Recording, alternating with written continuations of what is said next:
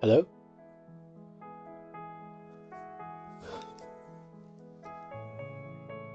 Welcome back.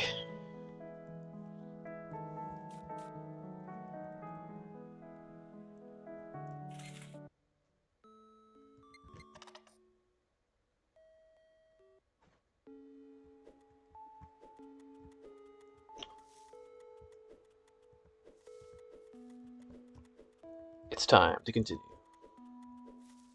on our odyssey through sausage cooking. This grand journey has brought me across all these islands. But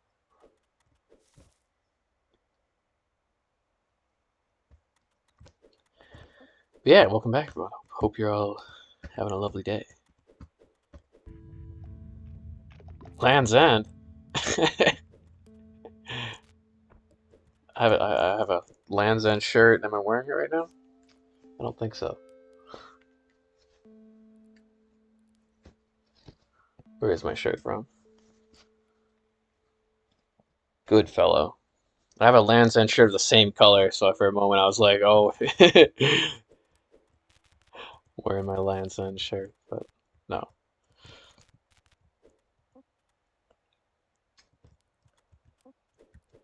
We had a pretty awesome day. I went to this really cool concert. Um,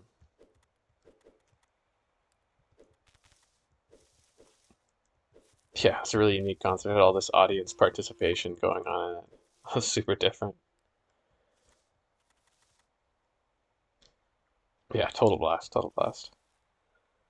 Um, hmm.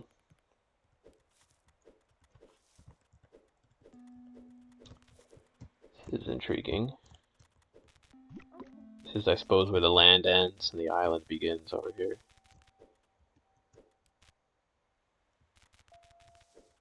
So I'd somehow wanna.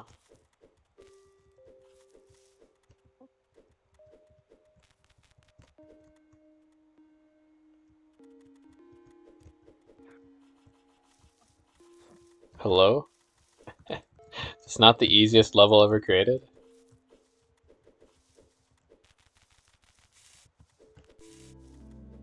Um, why was that so easy? What? Was there even a puzzle there? Okay, I think that was officially the easiest level in the game. Like, I was hardly thinking. I was thinking about the concert I just went to. That's kind of funny. You can walk on the grills when they're off and it create all the ashes. Gets sent up. Sure. Free level, I'll take it. Hey, with how hard most of these are, that's okay. That's the first level I felt like, did that level need to exist? I feel like so far this game, every level has had some unique gimmick going on. I don't think that one did. I mean, it just felt like roll across, push it, roll across, get down, we win. I don't know. I guess it's Land's End, and maybe I'm supposed to just contemplate the sea at the end of land. Give my brain a break. Okay, one puzzle a day, met my quota. I'm done. No, I'm kidding.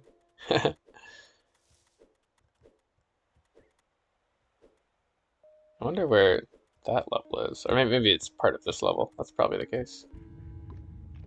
Crater. Oh shit, yeah, look at that. There is a crater.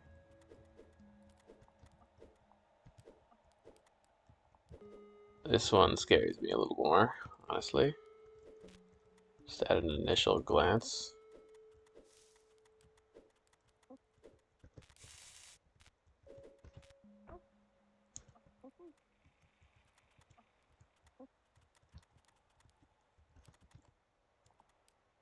So, okay. Tis dropped. I think I might need to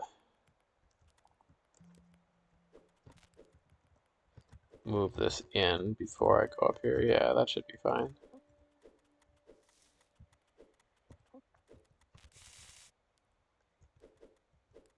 So interesting enough, I can also... No, I can't. I was thinking I could drop it over here, but it's a fork, I mean.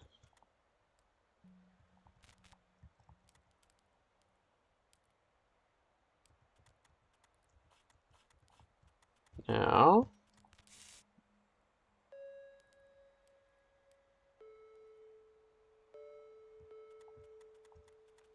Ooh, you can't cross. It's hot. Makes sense, I suppose.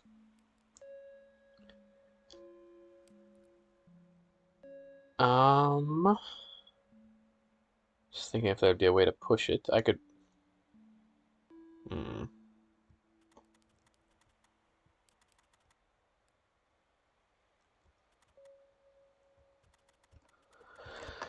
Thinking.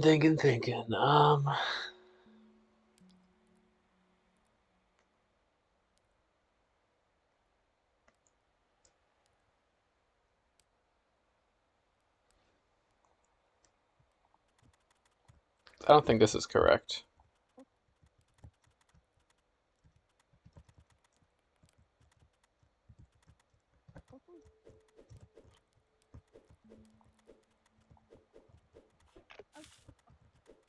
No.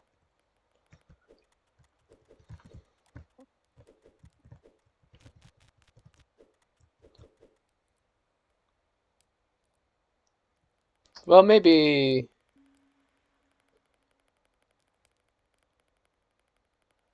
If I do it this way... There.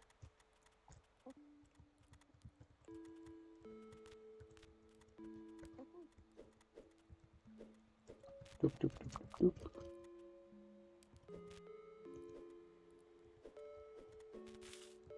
Ooh, not like that. Maybe not. um,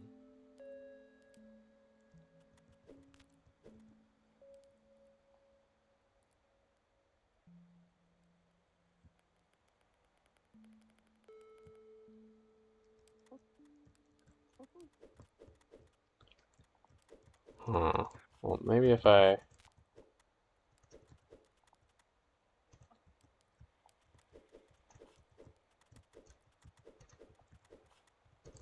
No, I don't think this works either.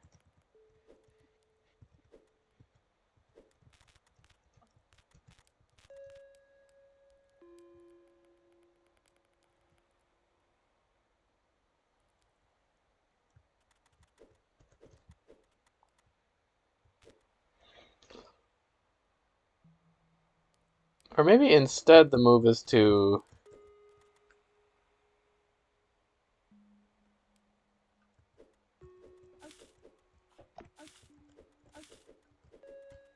Like roast this half first, push it in that corner, and then somehow roll it left once it's here and cook the other side.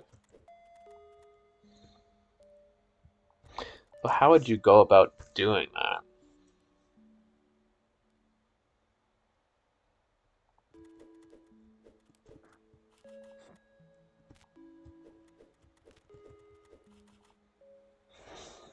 Um,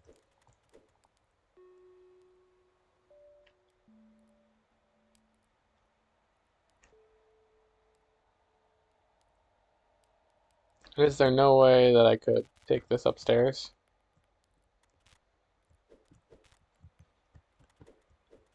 I don't think so, but maybe, actually. I mean, why would this be the solution? But wouldn't make sense.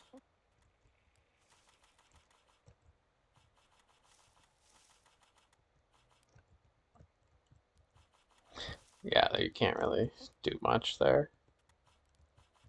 I think that would be the only angle you could take it. I guess you could take it up. No, that wouldn't help.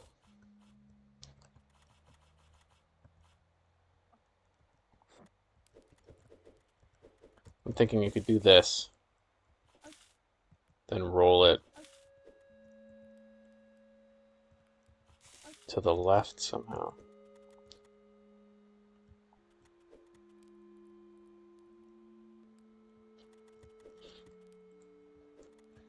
Though, yeah, that somehow is big. So I don't think that this one has to just be cooked.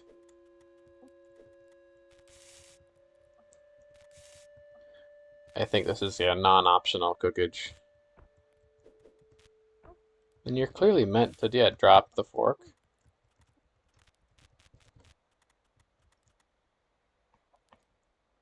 Hmm.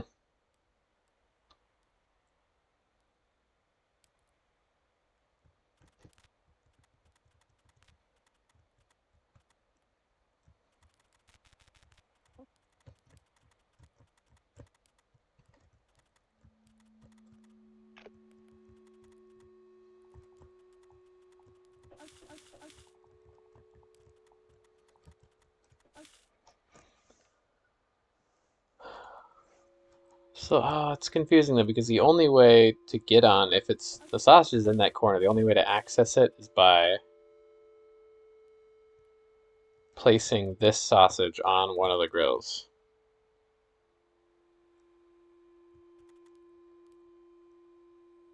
Which seems like it shouldn't work because I'm fairly certain you have to just roast this one, no? Okay, nothing I can do from this end.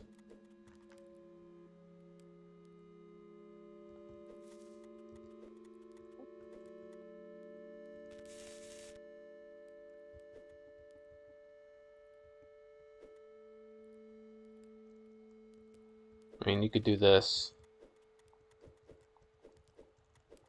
Why this would be something amazing, I don't know, but it's something you can do.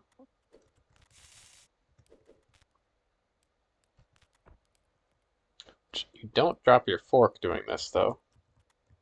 So I'm not sure how I feel about that, considering the nature of this area's gimmicks.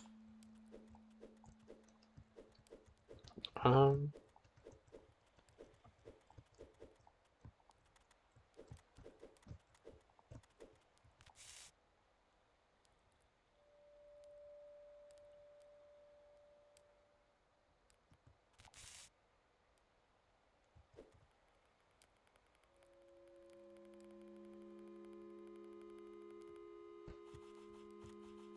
hmm.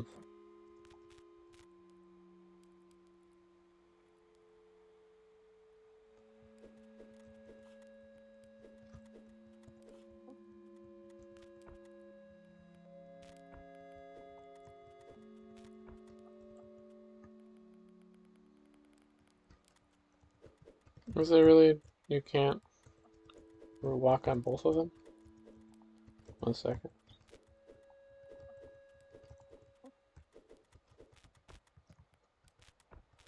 Why? Yeah, it's just not how that works. For some reason I thought I could roll on both of them.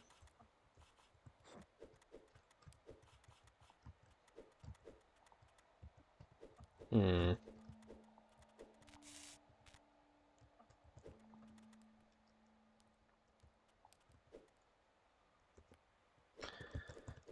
Most mysterious crater, eh?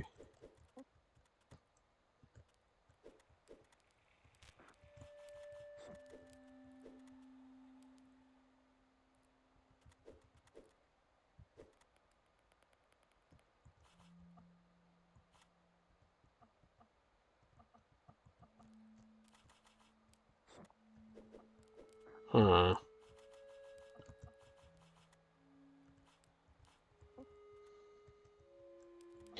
If there's just a way I could. I mean, I don't think they'd put red herring grills.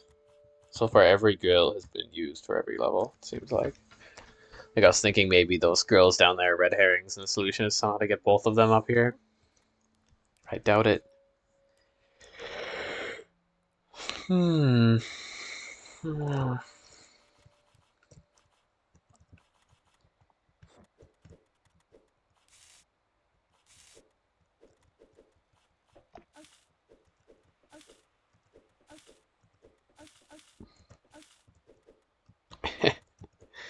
That's not it.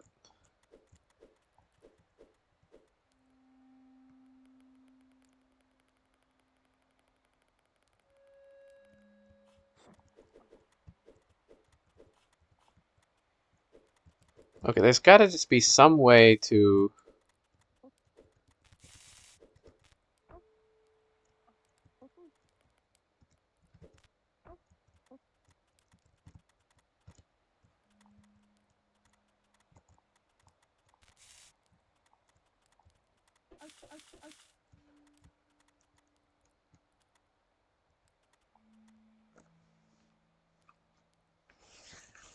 Get down there. When it's here, how would I push it down? That's my question. Like, in what world?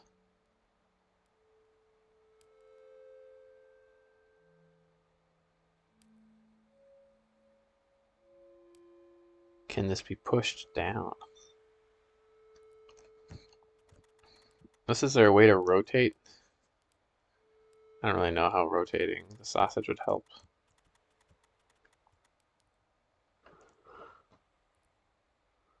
Huh.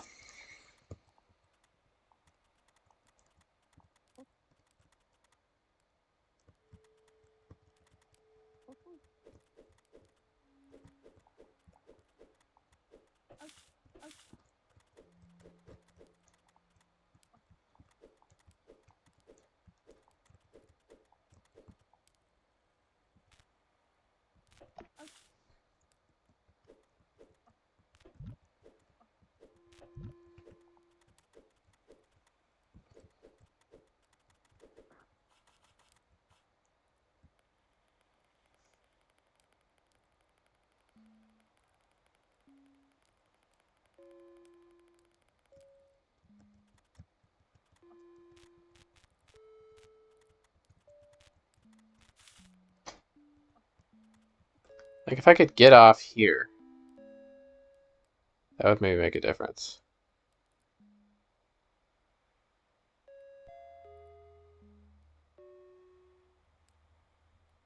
I don't see how you'd do that, because you'd have to. Hmm.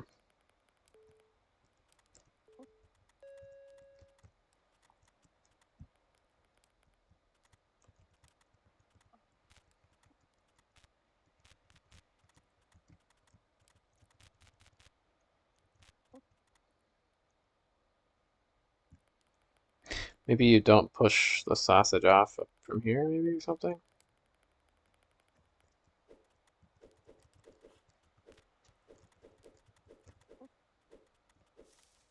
Is that possible? No. Has to fall there.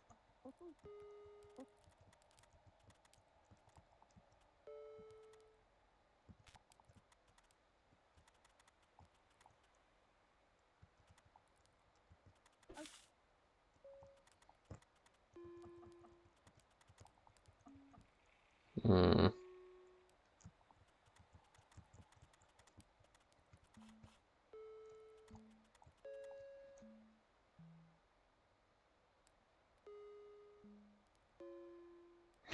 Now, if I could. Well, let me just try this. Let me try this for the sake of argument. Does this not work? Like, maybe if I stab.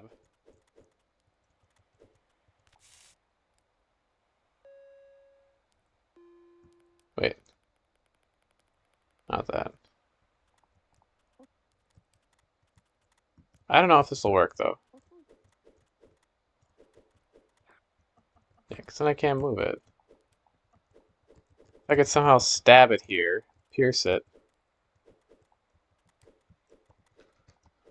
then I could cook it without turning it, then unhook it, stab it again. That feels like a potential solution. Hmm. But why is this grill here then?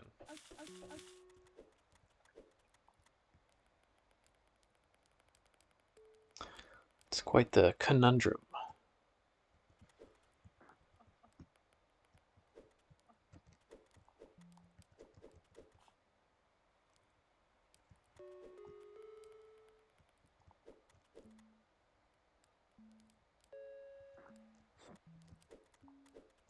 Hmm.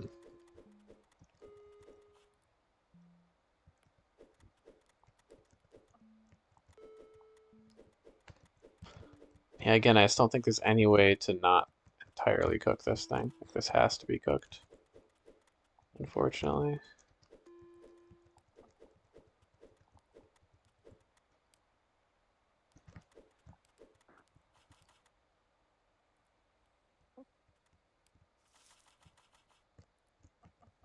There's nothing to do with this.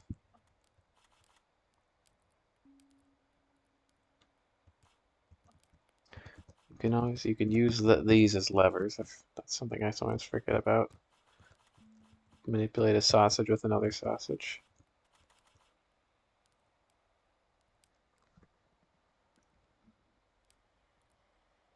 Huh.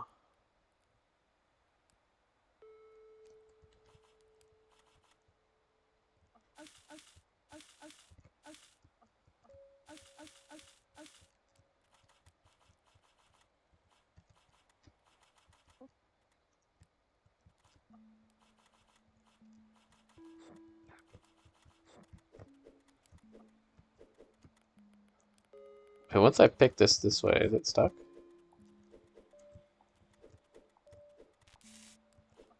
No.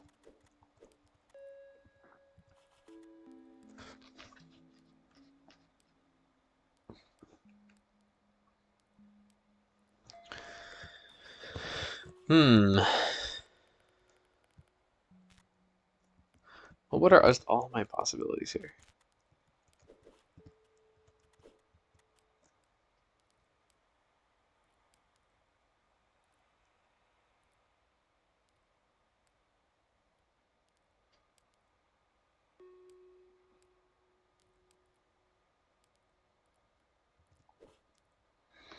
Hmm.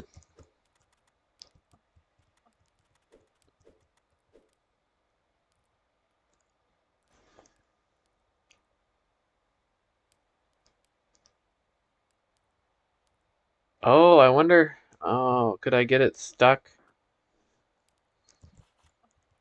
If I could drop my fork while it's stuck in a sausage, maybe that would work? How would I do that though? That seems crazy, maybe. I don't even know if that's how that works. And I can't get up here with this, unfortunately.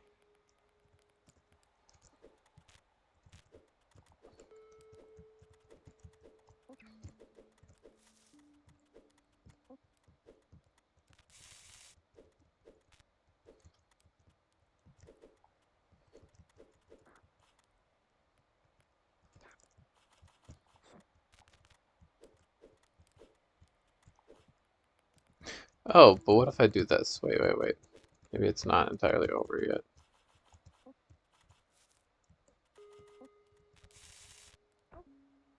Okay.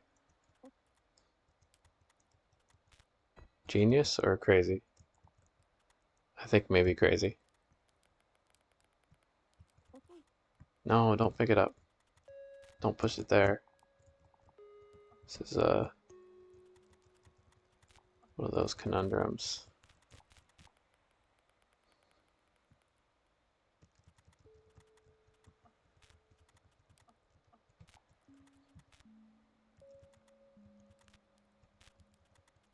Hmm. uh, that felt like potential, but I don't know.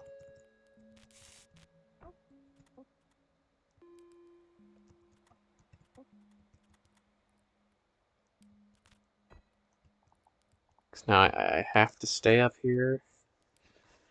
I don't know how this is gonna get me anywhere. And even if I do get somewhere with it,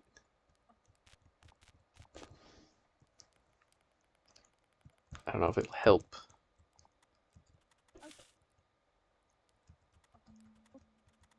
That's all you can do, though. Your only options are picking up the fork, which is not what I want to do.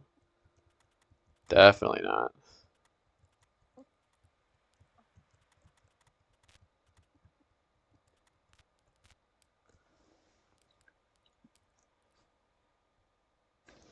What if I pierce it from the top instead? I don't know if I can pierce it from the top.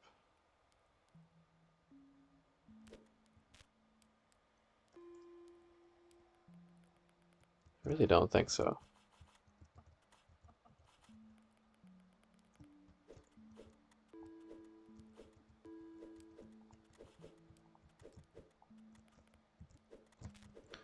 It was an idea. I don't think it's correct, but hey, it's hard to try.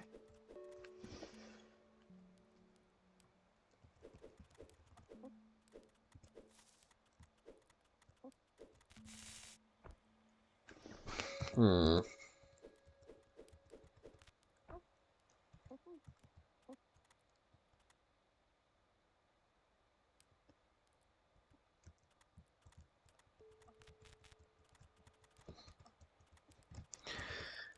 I just wish I could get down somehow. Once I take that one away, be nice.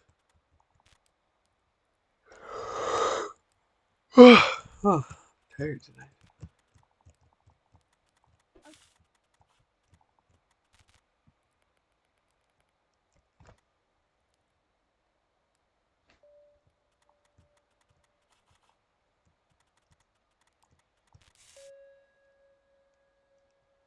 This feels so untenable. Pushing it there.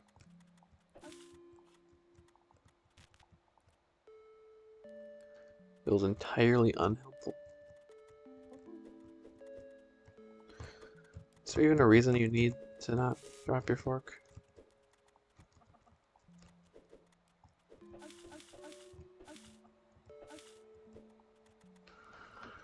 Um.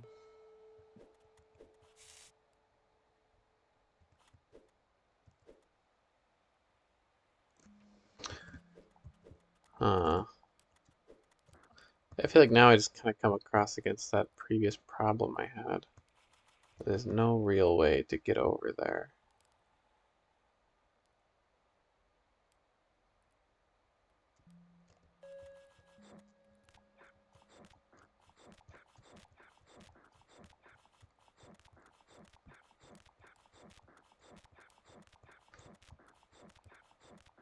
This is helping. Shink.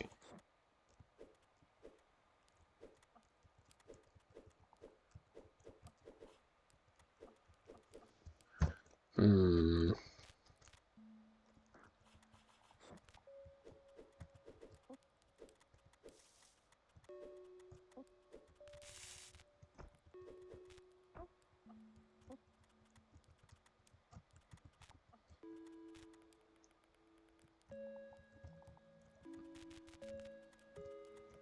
No, I don't think that's good helpful at all.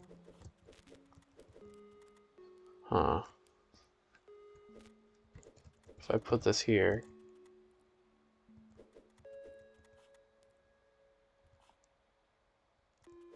Or even here. What if I put it here? Is this something? Kind of don't think so, because I'm just going to get it to that same corner. But whatever. Try it again. So from there, I can Roll it back. Now, if there's some way I could pierce it from here, I'd be in business. This is where, if I could pick it up again, I'd be golden. No? Maybe not entirely. Maybe I could somehow stab it, drop the fork. Well, I can't even get down from there, though, so maybe not.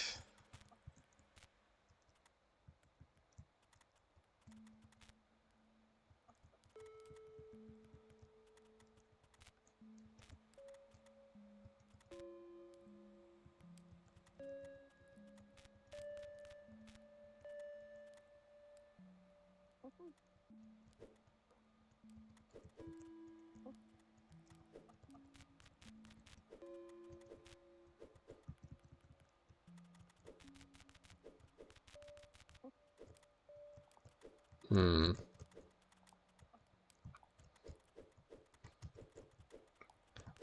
This is some proper sausagery.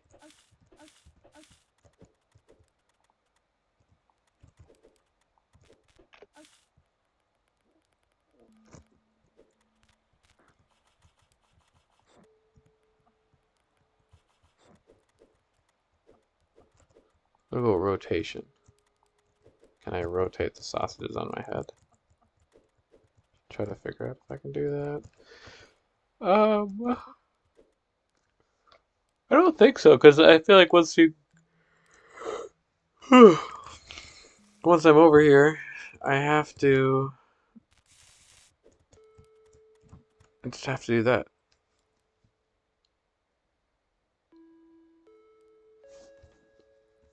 Well, unless, okay, let's just mess around a little bit.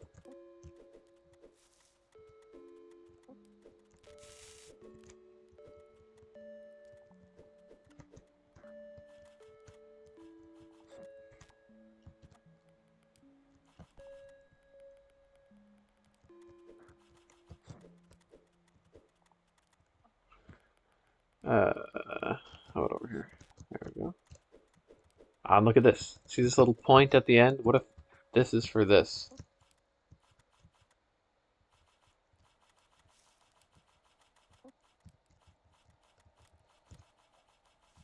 And then the point is to, I don't know, do something. I'm kind of convinced there's something there. Like, look at this little point. Isn't that there on purpose? What if it's there for this very purpose? I've been waiting for the long way stab to be useful. So far, it hasn't been. Oh, did you look at that? Funky. That's so funky. Okay.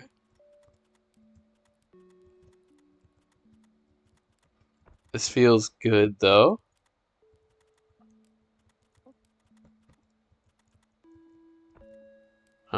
Well, I don't think I should do that. I think that soft locks me.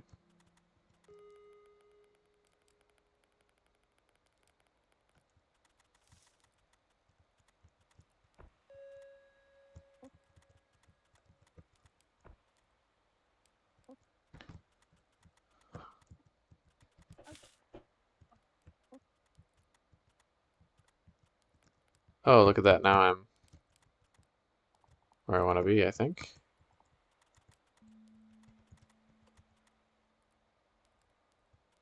Now, how do you want to roast this thing?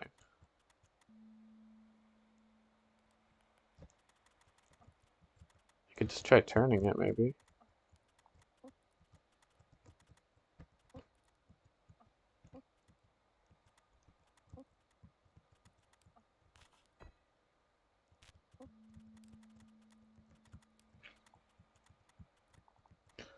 Okay, so it's horizontal now. Entirely unhelpful. That way, at least.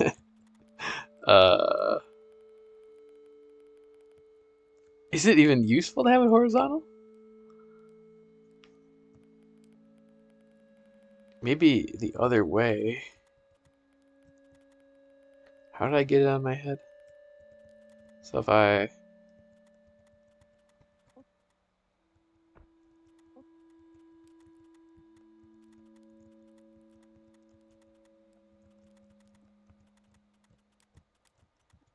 take it down this way, maybe.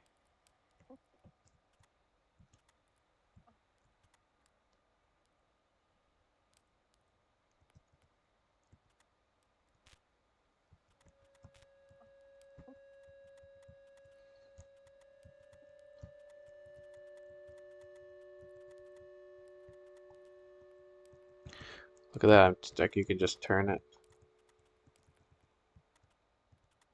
So you can turn it whichever way you'd like.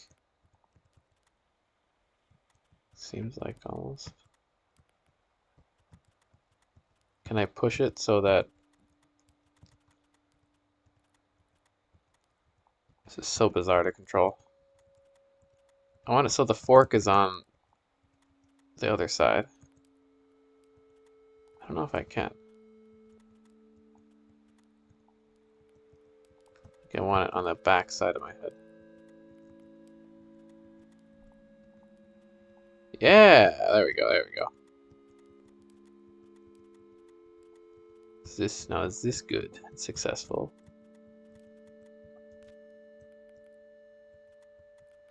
Well, not like that. Maybe if I put it here.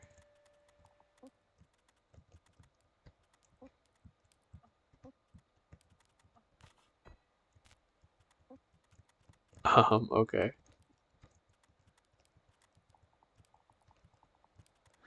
Yeah, but then again, it's just like, how is this remotely helpful?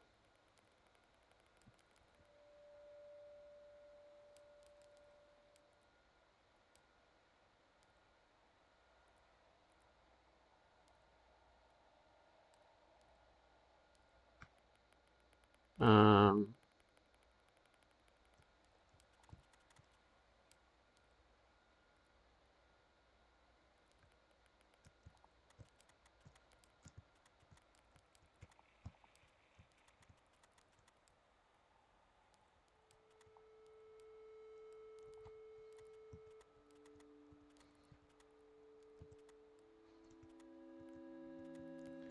what if we... Wait, once more, I want to just... It's very free form because you can kind of turn it whichever way you'd like. I'm sure this is the solution somehow. There's just infinite potential here with this. Towering sausage brain. I want it like the other way now. Where the fork is back on my head.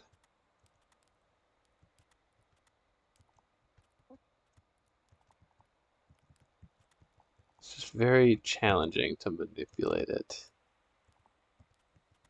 There we go.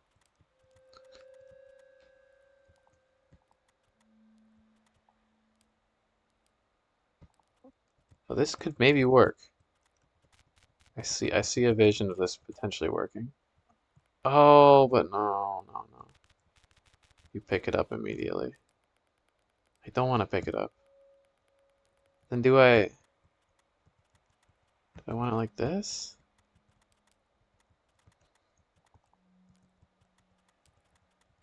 Let me just try this. I kind of don't think so.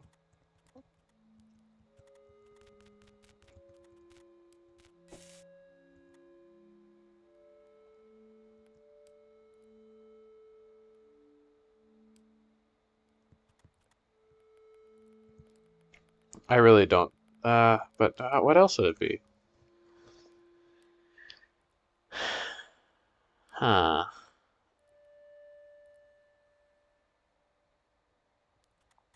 Like, I'm thinking if it's facing that way, I could grab it. I could push it there, grab it, pull it in. Ooh. Ooh, but almost.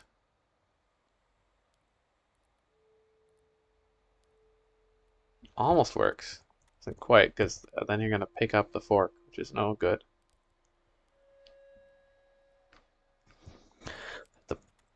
Hmm. Like, this is so close to being what I want. It's so close.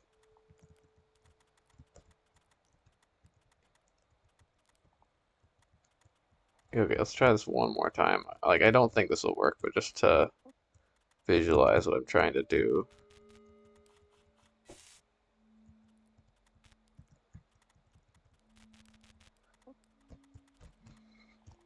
It's really close. Now, if I had the fork on this side, I would just grab it, pull it in, and it'd be cooked. Maybe it'd be golden here. But the fork's on the other side.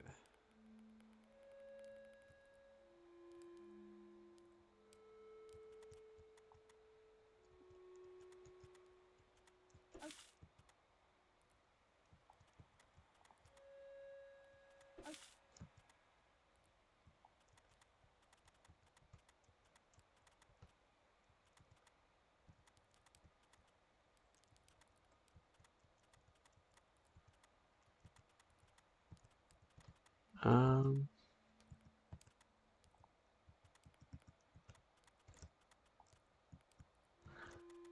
I don't know how to do that. And this wouldn't make any sense, would it?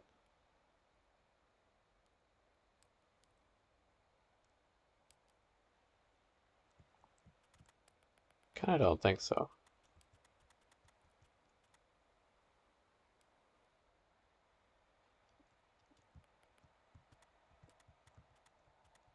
What about this?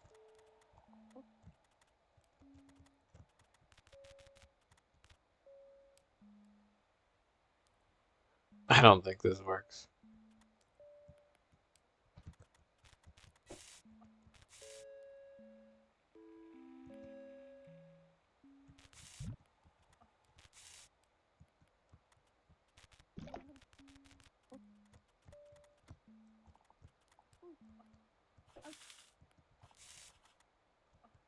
Well, there's half of it cooked, and it's stuck.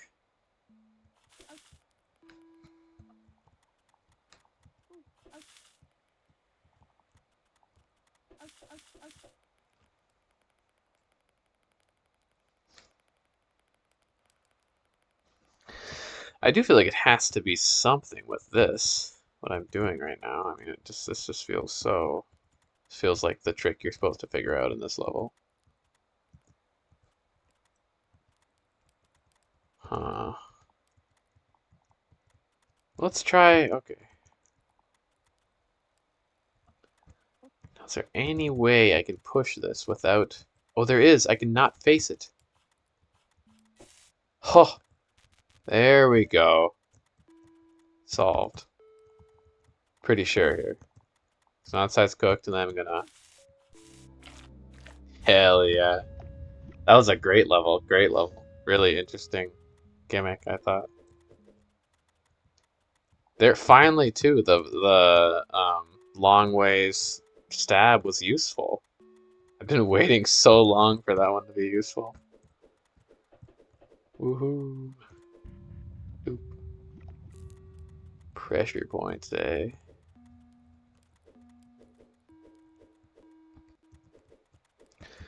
Okay, this can't be that easy.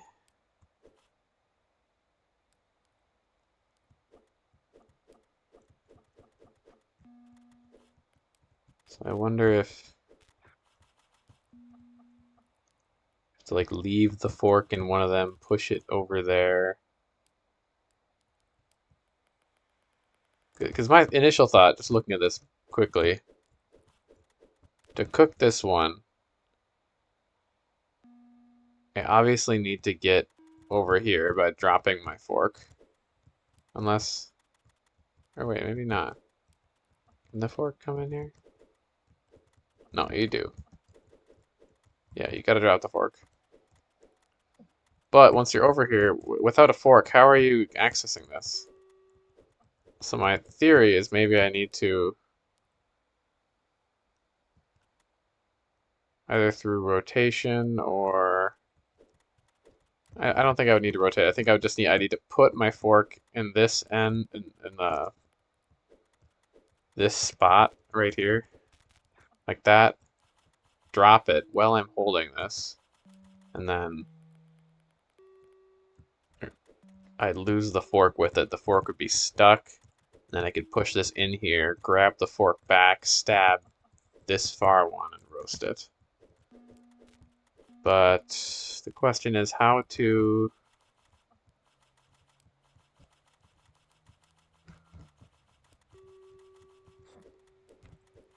How would I do that?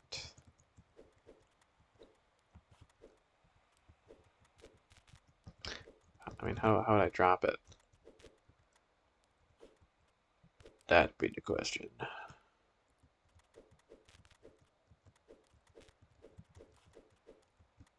Not like that.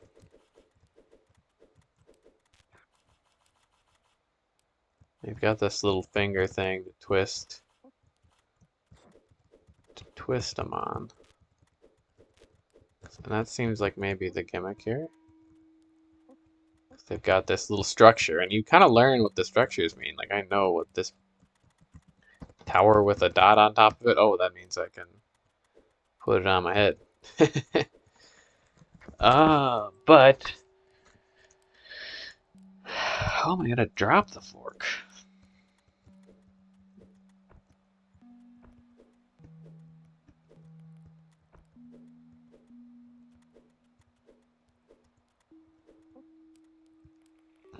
I don't like that.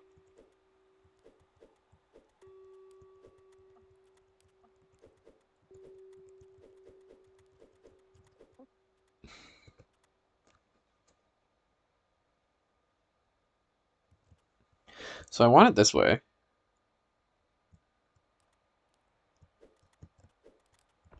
So now can I not just...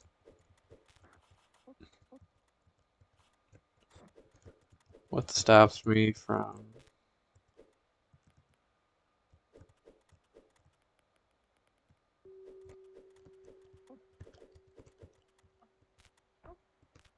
There we go, fork dropped.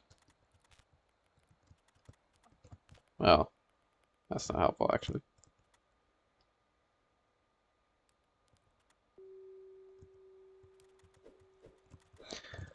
Uh,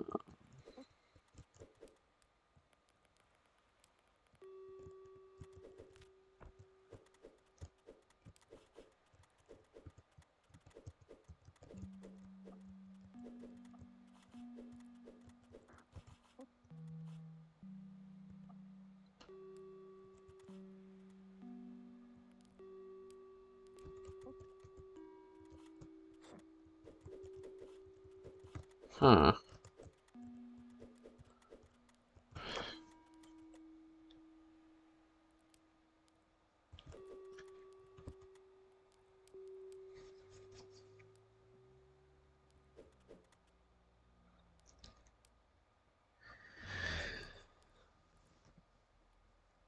This seems tricky.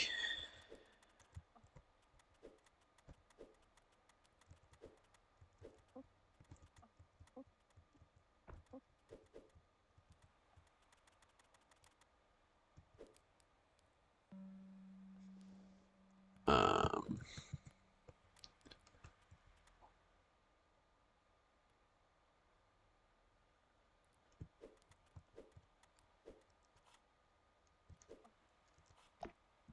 no. Lost. Oh, what if I... Oh, here's an idea.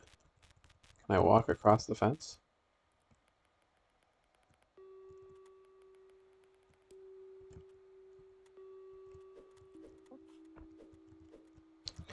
Like, what if I do this? Maybe I'd have to rotate it.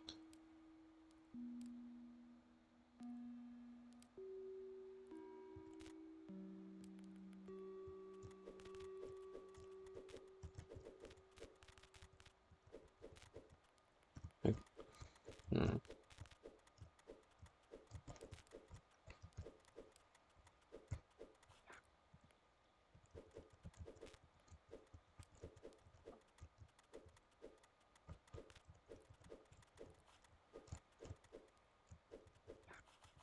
No. This, then... Oh, it needs to be one more to the left. Then down here. How do I push it down there?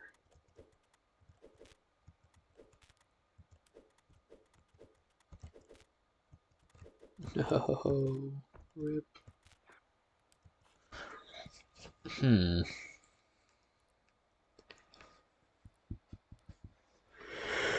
The idea being to roll on it over here. Then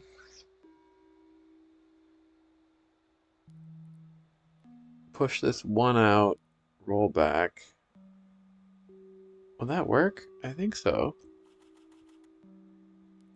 I think that would work if I could get it down here.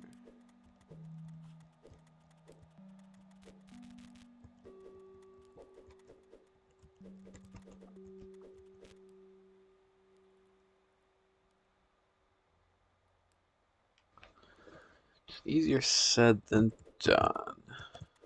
Many things in this game.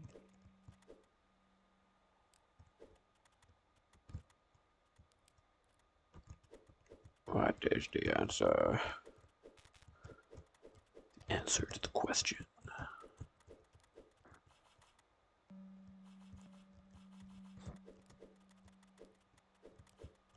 The only question that ever mattered.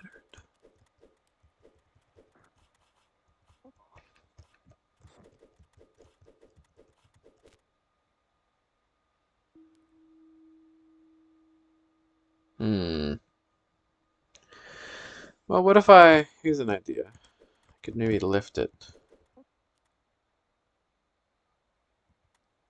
It's a bad idea. I don't think that works. I can do this, obviously.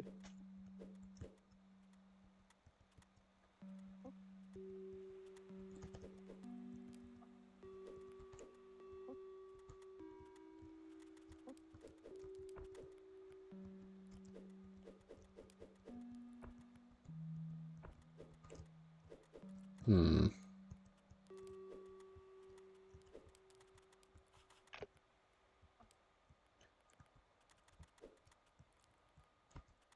How did I drop the fork again?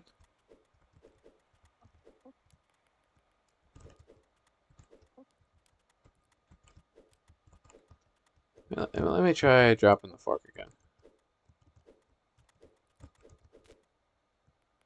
I don't know if it was like that. Um, I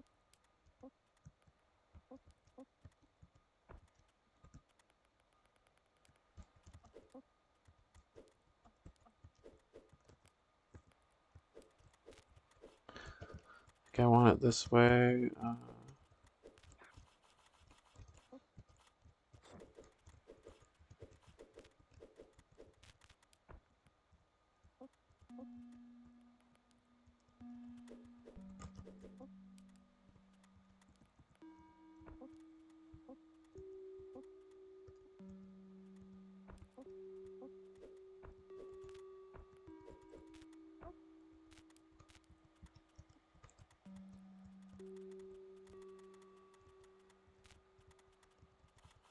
Maybe there's something here.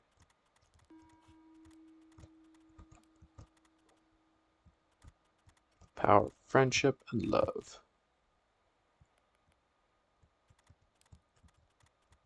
Wait. There might actually be something here. So what if I take this back? No, I guess I need to, yeah. That doesn't solve my initial issue.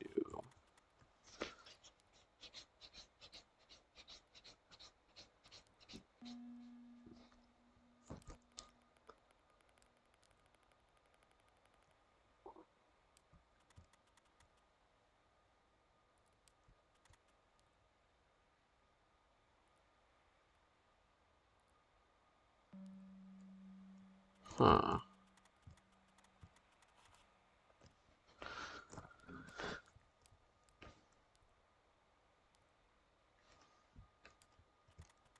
Like if I could somehow ride it over here, that feels useful. Obviously now I can walk through this whole maze, but Whoop-de-doo, I can't do anything, you know, so. And I mean, I could push this down one, but that doesn't really help either. Unless I could... If I could somehow...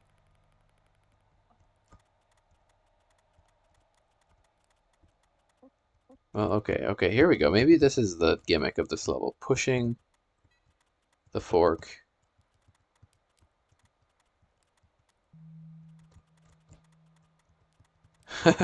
This might be it, actually.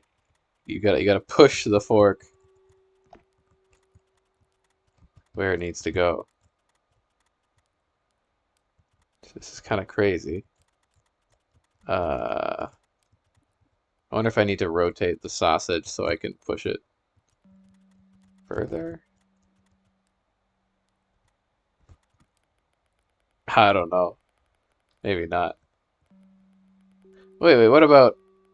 Why can't I just do this? What are we doing? What are we doing here? Might just be able to simply do that. Ah, there we go. Now I'm on to some gas. Maybe. Maybe not. uh, well, close.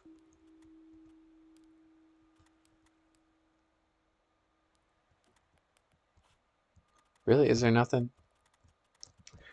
That isn't helpful.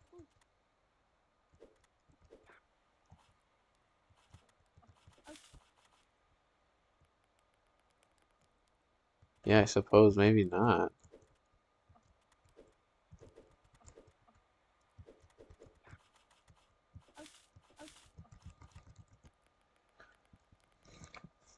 That does feel like I'm on the right track, though, with that idea. That's a good Steven sausage roll idea. Huh.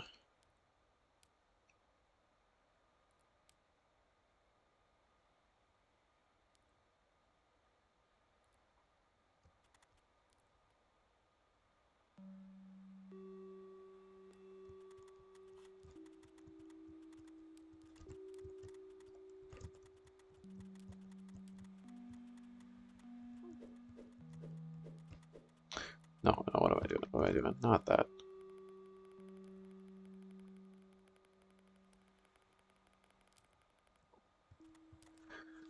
Hmm.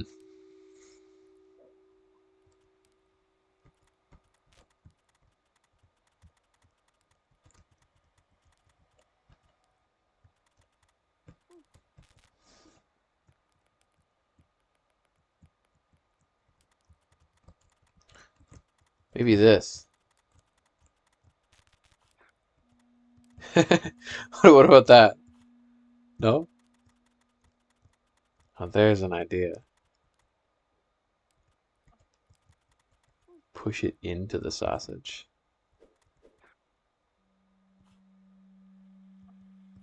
Then it's the same thing.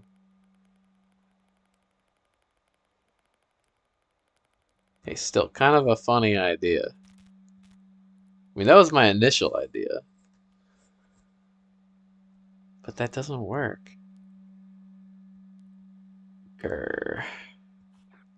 Unless through some shenanigans it does work. Maybe I can shenanigan this. Always, well, maybe not.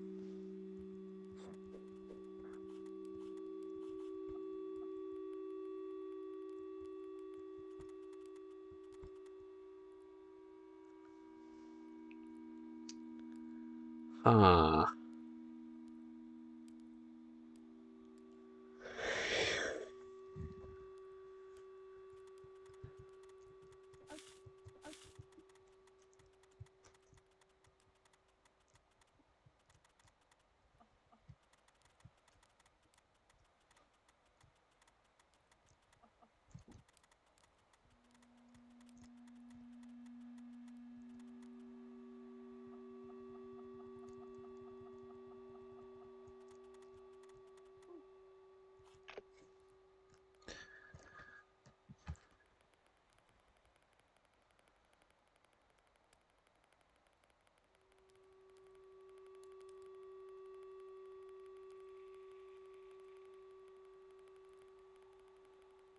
I like that solution because it's funny. I don't. It doesn't seem like it's actually correct though, but it's certainly funny.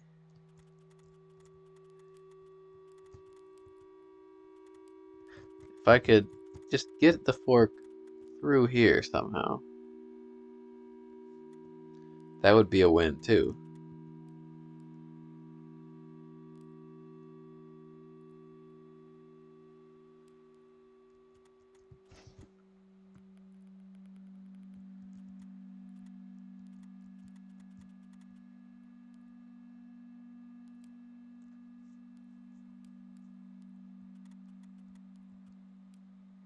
But once this is over here, you're toast, right?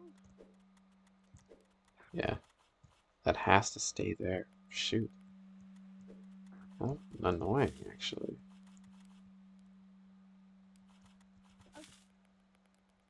Believe it or not, guys, it's kind of annoying.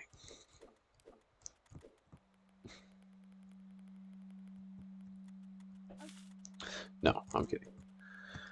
This game could never do something annoying. It's too perfect. Too sausagey.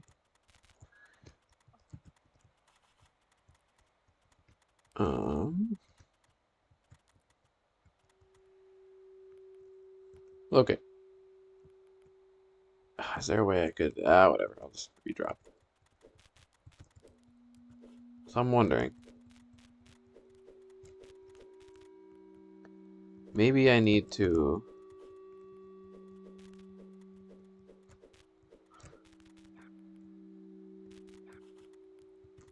do something more like this where I rotate it.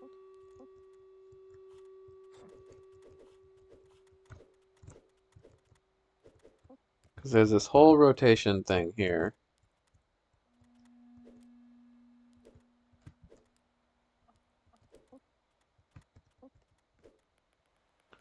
Maybe that's the point.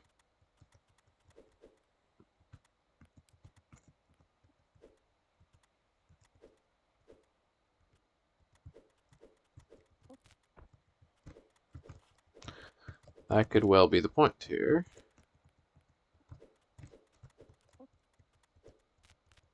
Clunk. I mean, the issue with that becomes...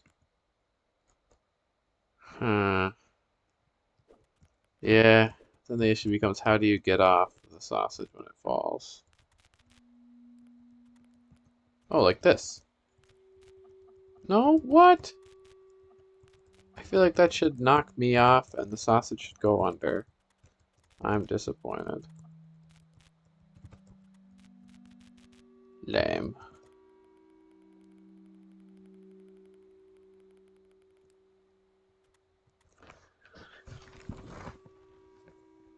That felt kind of cool, but I guess not.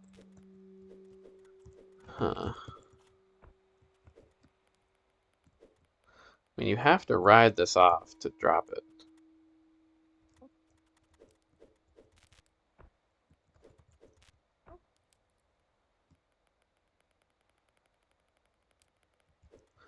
Is there just no way in the world? I don't think there is. So maybe... Well, the new question becomes, is there a way to rotate it after dropping the fork? I feel like there isn't. I really don't think that there is. Oh, that's tricky then. Maybe, I mean, I solved one hard level. Yeah, I keep it at that for tonight since I'm kind of tired.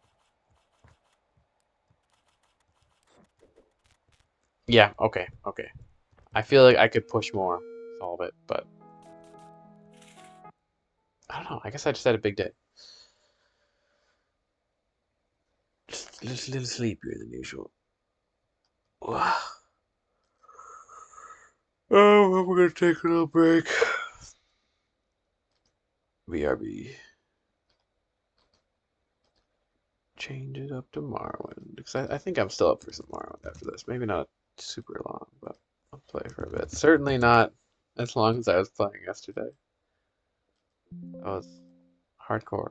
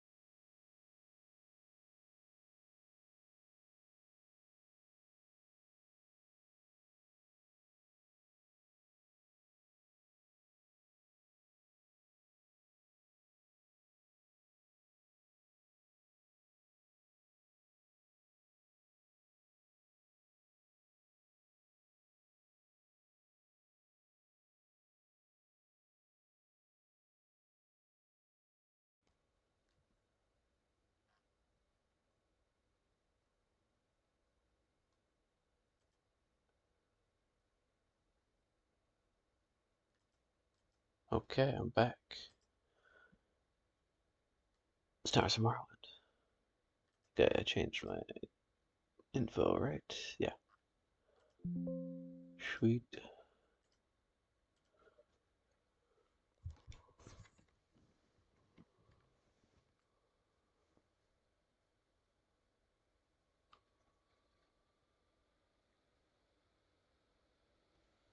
Testing, testing.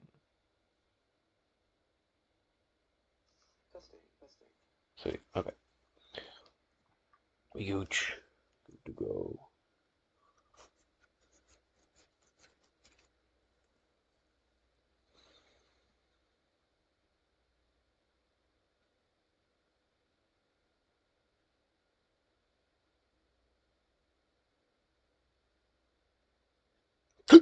Excuse me.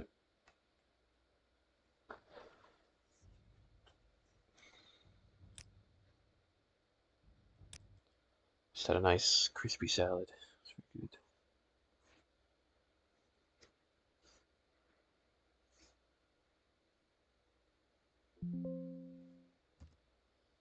Yeah, I'll probably play for like a little bit today because I kind of have to wake up tomorrow, unfortunately. I have to wake up tomorrow. What?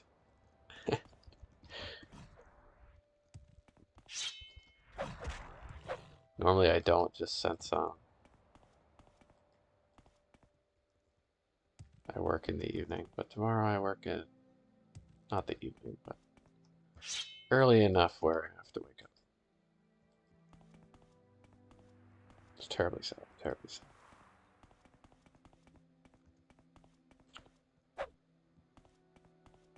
Okay, so we got these ruins here, and then I'm looking for the white gar found at the place where the 5 stone fingers rise of the ground and the path forks. Which for some reason I want to say it's Mount Asarnibibi, which might be wrong.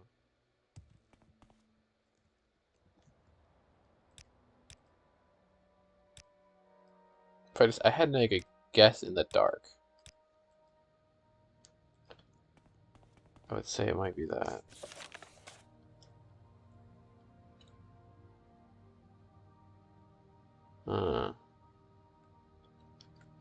Yeah, because the wise woman of the Ahamusa camp had these dreams and visions of a white gar that might lead me somewhere.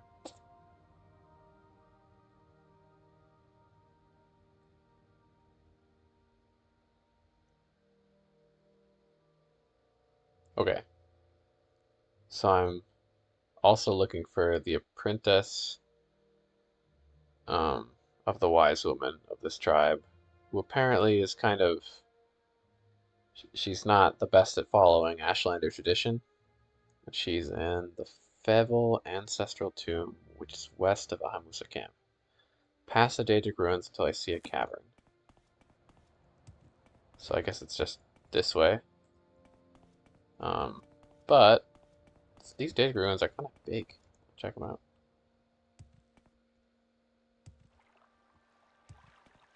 So let's do that first. Except fuck those guys. I resisted magic. Hey, I bet that's the Savior's Hide coming in handy. That's pretty good, actually. Actually, a stick effect. Get out of here with the poison.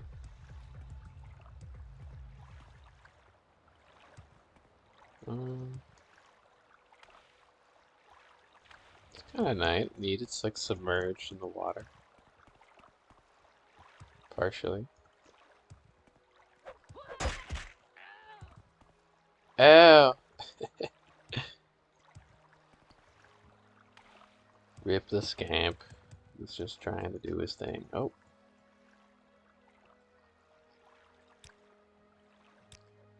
No, I'm gonna hit him. I'm gonna whack him. I'm really trying not to whack him. Well. I'm sorry, man. Kushtapi.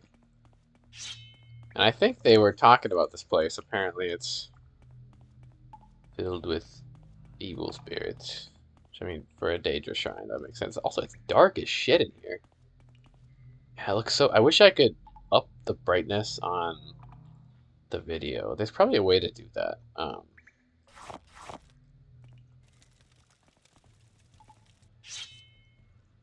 Because on the screen, it's like super dark. Because my computer brightness is at max. Sometimes I feel like just the game brightness is a little buggy at times. But this place is also like particularly dark. So maybe that's just the nature of this location.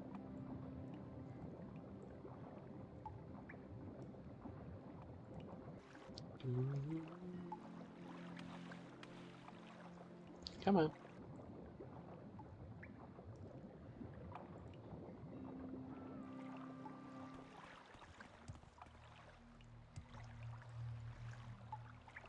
Oh, okay, I'm just gonna levitate. Oh. Oh, look at that. I'm glad I looked up. Hidden chest. I mean, just some money, but still kind of fun to find.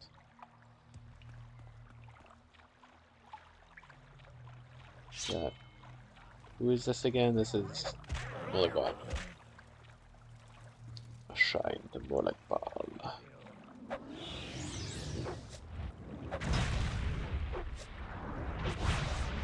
Foul summoner.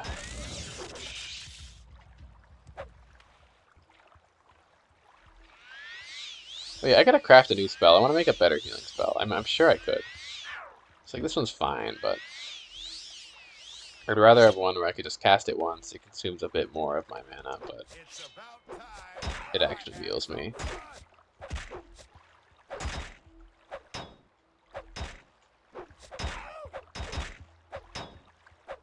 He's blocking. Can only block so much, though.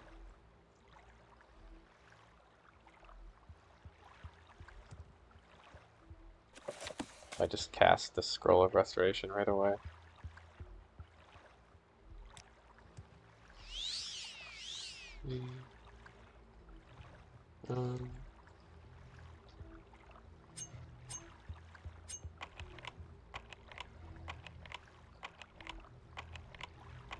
This lock might be a bit too tough for this lock pick. Let's try a master lock pick. There we go.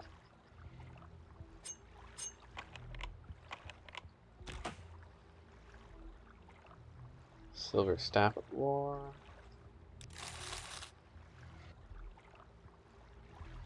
Yeah. Not super surprised. Not find a whole lot in there. Okay.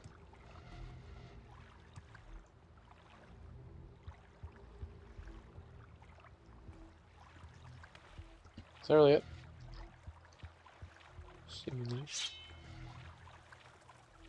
No, yes, okay. I thought there was a passage up there.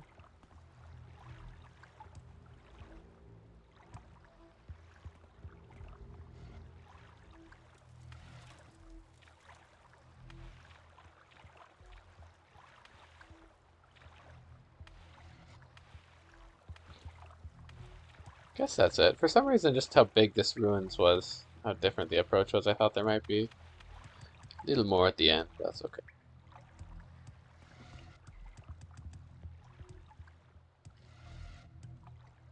Yeah, just look at how dark this is. I feel like this specific hallway is about the darkest this game has gotten so far. Like you can see the shadows drifting.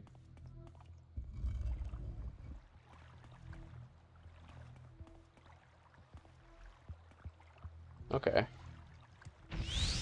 Well, I keep exploring. Let's find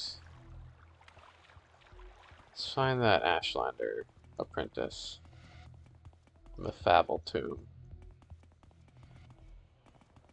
I don't want to mess with them. Or are you, really? Imagine this is what we're looking for?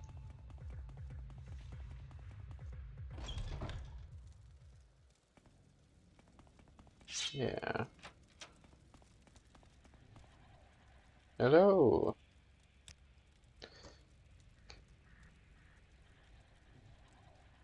Yes, I will speak with Skink and Shade, but you must help me also. Sinamo sent me here as a punishment. She asked me to calm an angry ancestor, but my charms will not calm him, and I am not strong enough to fight him. Find the spirit of Kanet Ashur Samas and send it to its final rest. It's hard to find a wise one who will talk about a trade. If you're interested, you might try Mela Kushat Voss. She married a villager, left the tribe, and settled down in town. Interesting. Our warriors can't escape slave. I showed him kindness. I brought him food and water and sacred. When the warriors began speaking of killing him to make a rug for the Ashkan's tent, I freed him. I wanted to follow him, to go with him to the endless sands he spoke of, but I could not leave the Ahamusa. A wise woman said Amu gave me this task as a lesson.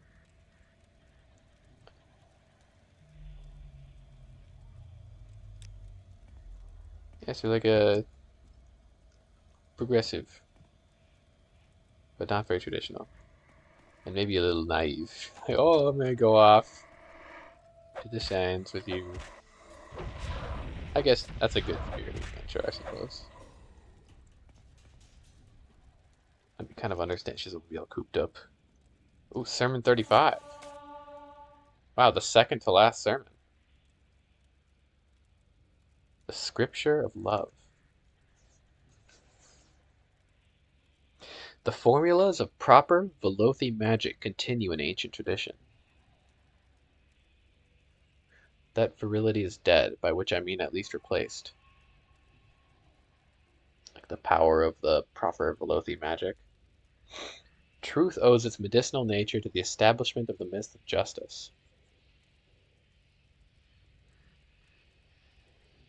Yeah, I guess justice seeks the truth as a solution. Its curative properties it likewise owes to the concept of sacrifice.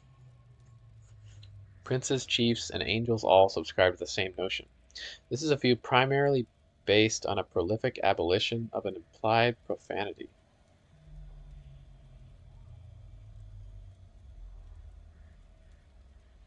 Seen in ceremonies, knife fighting, hunting, and the exploration of the poetic. What? uh, Prolific abolition of an implied profanity? What are the implied profanities?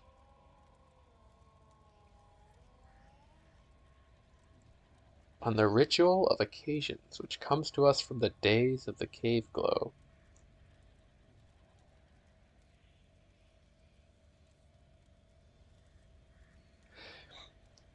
I can say nothing more than to loosen your equation of moods to lunar currency. Later, and by that I mean much, much later, my reign will be seen as an act of the highest love, which is a return from the astral destiny and the marriages between. By that I mean the catastrophes which will come from all five corners. Five corners? How there's four corners? Five corners of the world?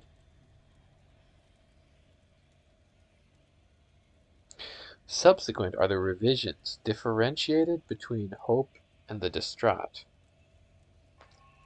Situations that are only required by the periodic death of the immutable.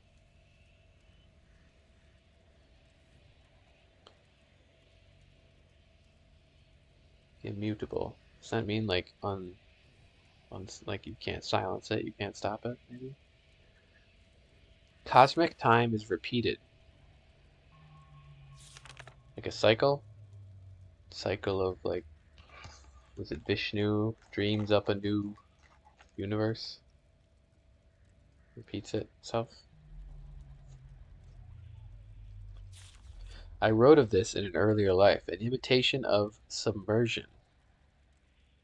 It's love's premonition, its folly into the underworld, by which I mean the day you will read about outside of yourself.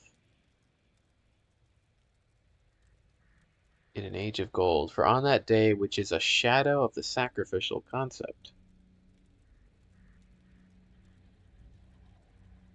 all history is obliged to see me for what you are, in love with evil, to keep one's powers intact at such a stage as to allow for the existence of what can only be called a continual spirit. Make of your love a defense against the horizon. Pure existence is only granted to the holy, which comes in a myriad of forms, half of them frightening and the other half divided into equal parts, purposeless and assured. Late is the lover that comes to this by any other walking way than the fifth. I thought there was only 3 walking ways, which is the number of the limit of this world, the 5 corners, maybe. The lover is the highest country and a series of beliefs. He is the sacred city bereft of a double. The uncultivated land of monsters is the rule. This is clearly attested by Anu Padme, and his double, Padme, which love knows never really happened. Similarly, all the other symbols of absolute reality are ancient ideas ready for their graves, or at least the essence of such. This scripture is directly ordered by the codes of Mephala, the origin of sex and murder defeated only by those who take up those ideas without my intervention.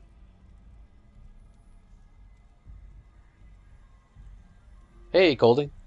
Thanks for stopping by. I do. I love reading the books. That's one of my favorite parts of the game. I've read every single book I've come across. And yeah, I totally agree. I've been trying to piece together I've been collecting the 36 sermons and trying to puzzle them together. Um, yeah, the writing is incredible. Kirkbride's writing, especially.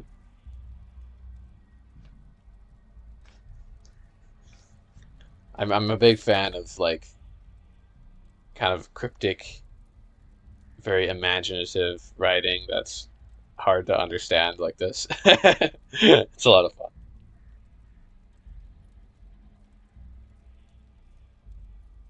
Indeed, CV. And I feel like there are pieces that you like sort of come together. I mean, this one I'm a little tired, so I don't know if I'm quite processed some of this stuff. I'm like, what? Indeed, the 3-in-1, the triune way. But this is interesting. This is, I mean, he's mentioned Anu and Padme a couple times in these sermons. And that connects back to the creation myth, obviously. Um, so okay, it's clearly attested by Anu's double. I'm just gonna reread this part briefly. So the lover. I mean, I know the lover is also one of the just from Skyrim. I'm pretty sure the lover is one of like the star signs. Maybe. Maybe that's just one of the standing stones. I don't know if that has anything to do with this though.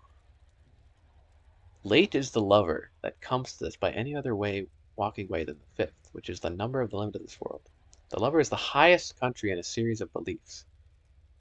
He is the sacred city bereft of a double. The uncultivated land of monsters is the rule. This is clearly attested by Anu and his double, which love knows never really happened. Similarly, so that all these other symbols of absolute reality are ancient ideas ready for their graves. Huh. And it's defeated only by those who take up those ideas without my intervention. The religious elite is not a tendency or a correlation. They are dogma, complemented by the influence of the untrustworthy sea and the government of the stars. Dominated at the center by the sword, the symbolic collage, which is nothing without a victim to cleave unto. This is the love of God, and he would show you more. Predatory, but at the same time instrumental to the will of critical harvest.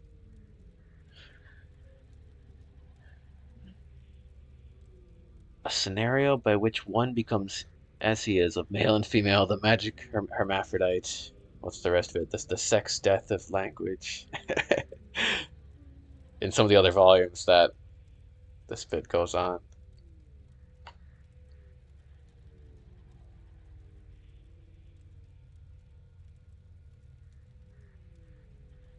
So this is how Vivek became who he is. Mark the norms of violence, and it barely registered, suspended as it is by treaties written between the original spirits. This should be seen as an opportunity and in no way tedious, though some will give up for it. For it is easier to kiss the lover than become one. The lower regions crawl with these souls, caves of shallow treasures, meeting in places to testify by extension when love is only satisfied by a considerable incalculable effort. Wow, okay, interesting. That felt like one of the more the least comprehensible books. Sermon 12. I don't know if I've read Sermon 12. I have a lot of them. I most likely have. I don't want any spoilers about them. Um, my plan is once I've collected all of them or most of them, I'm gonna read them all in order and like get out a pin board and try to really figure it out. Um, I think maybe Sermon 12 is one I haven't found yet though. Now that I think about it, I'll probably go back to my base. Yeah, yeah. I mean, I haven't collected every single book, but I've collected all the sermons and any books that like explain lore that I'd want to reference. I've got this whole stash on a mountain down by Balmora. It's kind of crazy.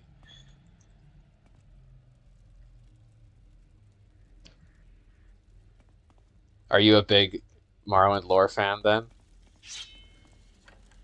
It's super interesting. I mean, Elder Scrolls lore, I guess in general. I played like Skyrim years ago, but I didn't really pay a whole lot of attention to the lore. Though my understanding is that the lore in Skyrim isn't nearly as cool as it is in Morrowind.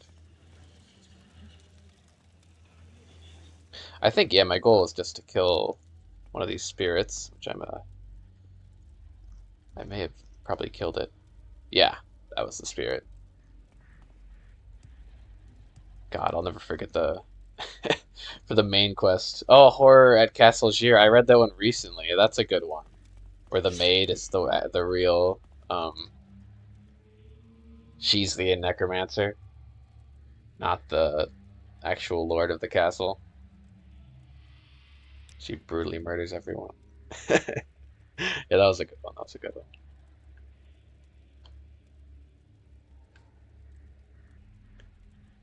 The spirit is resting.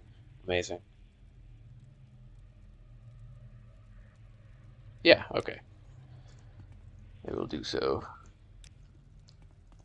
I'm currently trying to establish relations between the Musa Ashlanders and the Sadrith Mora Mages Guild, which is a little questionable because the leader of that guild is really obsessed with vampires in a way that feels a little more than like scholarly interest, but I don't know. I'll give him the benefit of the doubt. Maybe it is just scholarly interest, you know? Vampires are kind of cool.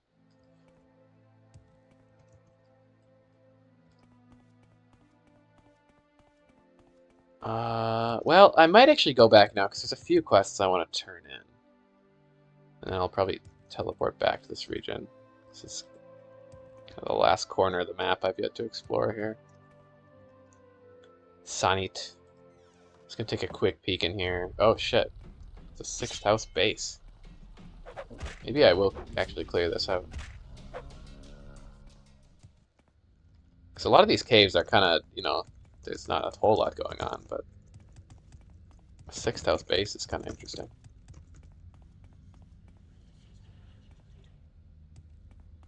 Oh, it's so dark in here. I wish. It's dark in the video. I just wish I could turn it up for, like it's fine for me, but I think there's a way to do that probably in OBS. I could like up the brightness of just the video. There we go. Magma torch. Perfect solution.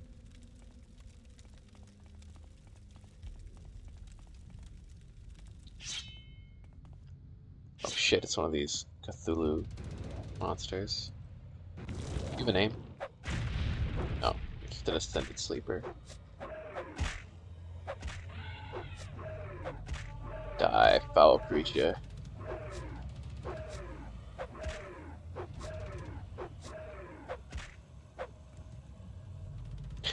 I like their death animations. They just kind of melt into a skull instantly. Um, I know there's another path earlier in the level. I'll go back there later.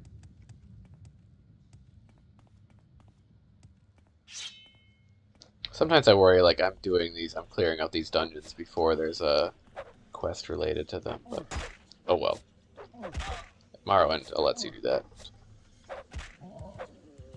There's been so many times where I've like gotten a quest and it's been like, oh, go kill this bandit lord, and then it's like, oh, I already killed him, and you just complete the quest instantly. So that's kind of fun. Okay, I know there's more back there, so I'll go back, but.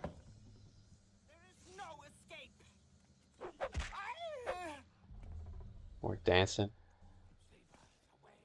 Oh, these guys are scary, actually. The Ash. I forget what they're called, but sometimes these enemies can be scary. He's not, though.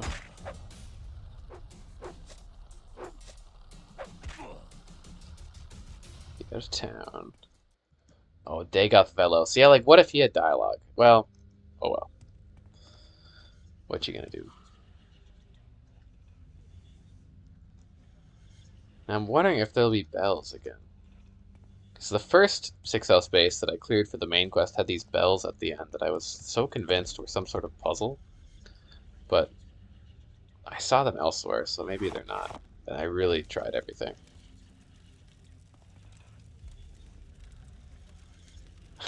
I do love their designs. Like, it's pretty cool with the centipedes flowing out of it. It looks so evil though. I feel like Dagother, if he just like changed his marketing, took away a bit of the blood and murder, he'd have a decent argument.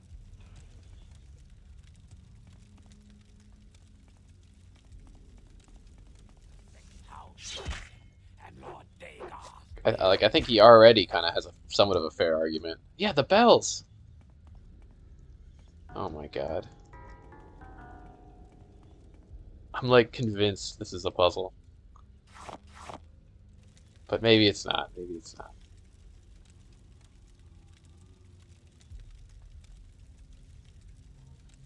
Hmm.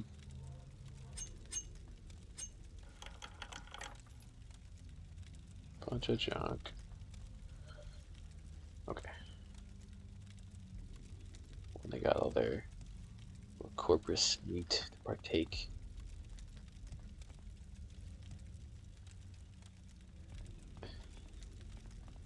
Yeah, my crazy puzzle brain goes, the small stalactites in the middle, so you have to like look at the order of the stalactites and that'll tell you which order to push the bells in. But I think it's decorative. But then why would you be able to interact with it? I don't know. I'm tired of losing my shit over those bells for now, so. Oh well. You know what I'll do? I'll make a note on the world map of these bells here, and if I ever figure out like a way to interact with them, then I'll have the note and can go back. Yeah, got the dodge ups there. So this must be the other end of the first level, I guess. Here.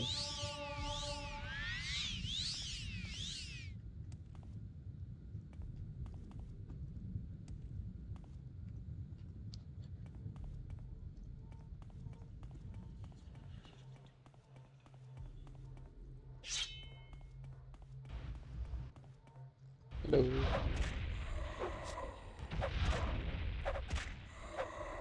Get out of town.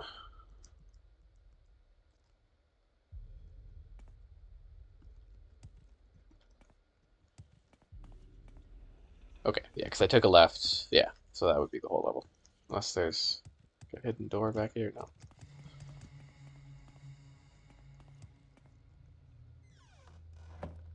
Ah, there we go. There's some light. This is actually a really nice color palette, and I feel like this is an unusual Morrowind color palette. So maybe it's just haven't been up in this region before. Stupid phrases. Get out of here.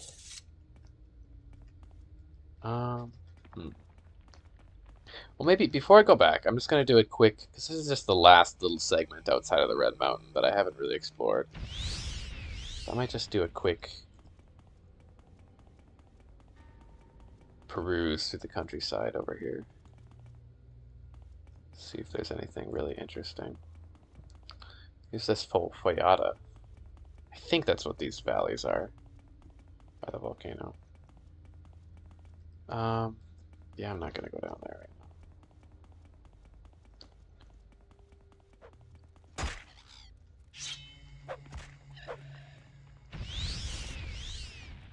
So we got, looks like some Dwarven ruins.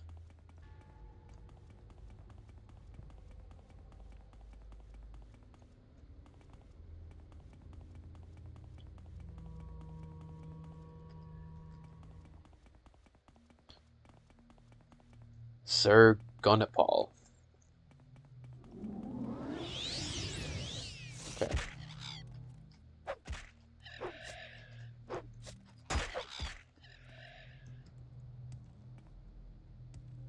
Clear it out quick. Oh, you're chill. You chill? Yeah. You want that.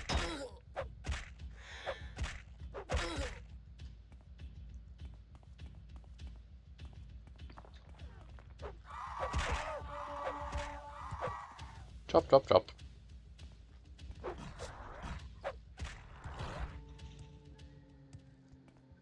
Okay.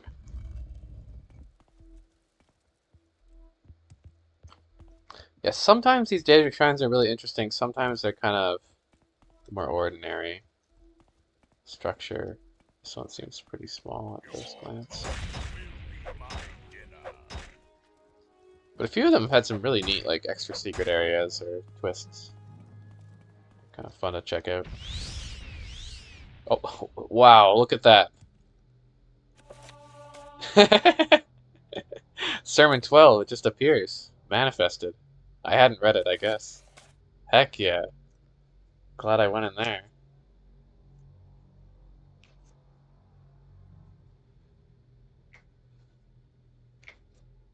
That's nuts. Is this the one that's before... What is it, Sermon 13 or 14 is totally batshit. It's like the one about Vivek and Oleg Ball. But okay, Sermon 12. As the Hortator pondered the first lesson of ruling kings, which I just read about, just because I have it on me. I'm just gonna... The first of 3 lessons. The waking world is the amnesia of the dream. And that made sense to me because, like, you think of it, when you're awake, you've forgotten your dreams. Or at least your dreams are, like, distant memories, kind of.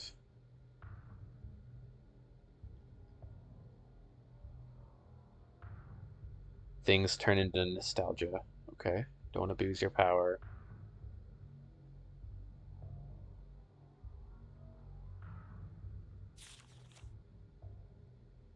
There is no true symbolism of the center. Charmat will believe there is. Dagoth. Yeah, the center is like this receptacle, an emptiness that cannot hold. So maybe like the Dagothar's dreams is all just empty, it's nothing or something.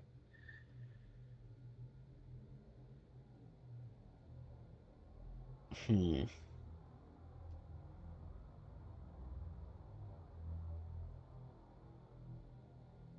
Yeah, right. And the ruling king that sees in another his equivalent rules nothing.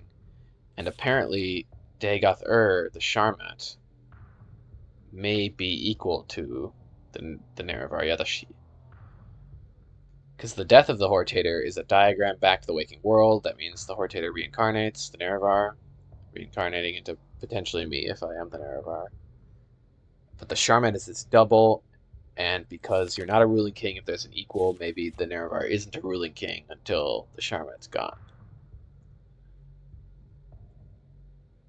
This is why Fall has black hands. According to Fall, there's no difference between the theorist and the terrorist. I'm not sure about that one. Even the most cherished desire disappears in their hands. I get the terrorist, but how does putting your most cherished desire in the hands of the theorist destroy it? The one-handed king finds no remedy, but when you approach God, however, cut both of them off. Okay, whatever. Sermon 12. So he's got that.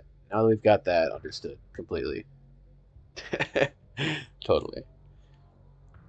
So as he's pondering the first lessons of ruling kings, Vivek wandered into the mourning hold, which I think is just Mournhold, and found that Alexia, was with a pair of lovers. A pair? Oh, Set had divided himself again. Right, because Set. This is another odd thing that I'm not sure if it's true, but they refer to Set and Iam as the father and the mother. Or Sothis. I mean, Set and Iam are like the pre-god forms of Sothisil and Alexia, I think. And they refer to them as the father and the mother, and as Vivek as the son-daughter. So are they Vivek's parents, but also the Netchman's wife is Vivek's mother? And the Netchman's wife, well, Vivek came from an egg too. But Vivek was also Vec, so maybe Vivek and Vec were born differently. Was Vec someone before, like the egg that contained Vivek? I don't think so. I think Vex began as in the egg. This is where I'd have to. It'll be helpful to go back and read them all in order. But I think it's very important to note when they refer to them as their full names or like their mortal names. I don't know if that means they're mortal, but just their pre-ascendant names. So Set had divided himself again. I haven't heard of him doing that before, but whatever. He's the clockwork man. He can do whatever he wants. Vivek then leapt through into their likenesses to observe, but he gained no secrets that he did not already know. He left a few of his own behind to make the journey worthwhile. Then Vivek left the capital of Veloth and wandered far into the ash. He found a span of badlands to practice his giant form. He made of his feet a less dense material than the divine to keep from falling waist deep into the earth. So the divine is naturally heavy. Interesting. So at this point, the first corner. Okay, so there was another book that mentioned like the fourth corner. So each corner refers to a specific Daedric prince. So the first corner is Molag Bal. So at this point, yeah. So I think this is right before all the crazy shit that goes on with the spear and milk taker and all that nonsense. That was like the first sermon I read, and that was something that exists. Okay, so he made his presence known. Vivek looked on the King of Rape and said, "How very beautiful you are that you do not join us."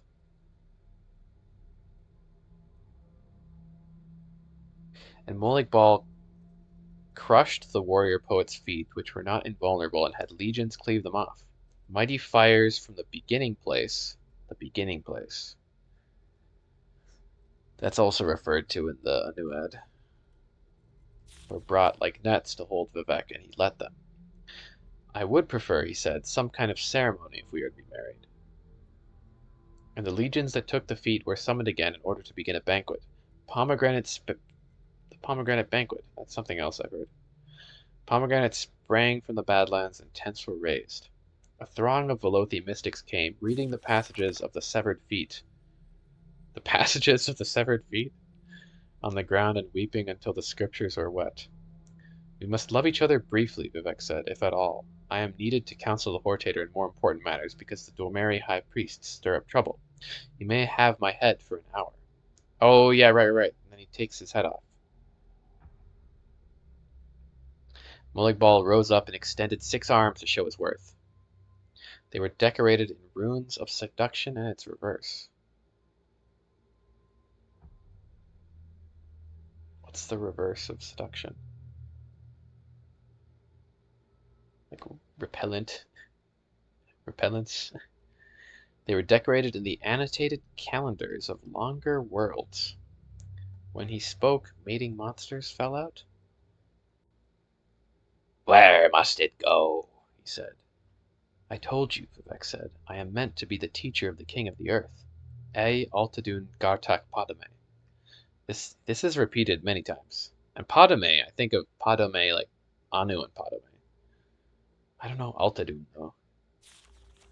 With these magic words, the king of rape added another chime, which is the secret syllable of royalty? Chimer?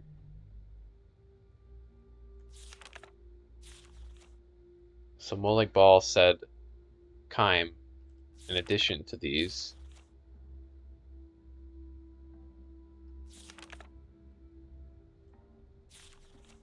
Why is Vivek doing this though? Vivek had what he needed from the Daedroth and so married him that day. In the hour that Bal had his head, Bal asked for proof of love. Vivek spoke 2 poems to show him such, but only the first is known. I'm not sure just how much glass it took to make your hair. Twice as much, I'm sure. Glass hair? Like, that's an interesting picture. Twice as much, I'm sure, as the oceans have to share. Hell, my sweet, is a fiction, written by those who tell the truth. My mouth is skilled at lying, and its alibi a tooth. Okay. The sons and daughters of Vivek and Molag Bal number in the thousands. The name of the mightiest is a string of power. Gulga Mor Jilhiat Eum. Okay. Interesting. Crazy, once again. I don't know if that helped me understand the one I had just read before, but I guess that was also about love, and this was technically, I guess, also love, marriage. There's something there. There's something there. I should probably drink these. My luck is... I need an Almsleeve restoration, really. That's what I need.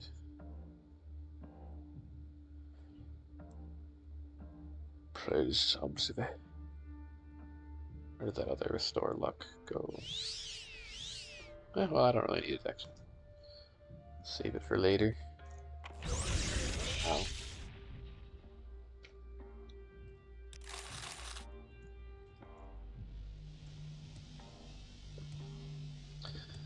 Now this is... Oh, I wish I had the statues labeled again.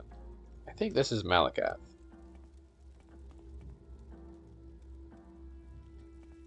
Pretty sure. Now, I had previously thought because one of these Daedric statues has 4 arms. I had thought that was maybe Maroon's Dagon for some reason. That may not be the case since that book just mentioned Molag Bal growing multiple arms. But no, maybe it is, because I think Molag Bal is the beast. The beast-looking statue. Because he's like the king of monsters. Well, interesting. And I think there was also south of Voss. Was it in Duranion?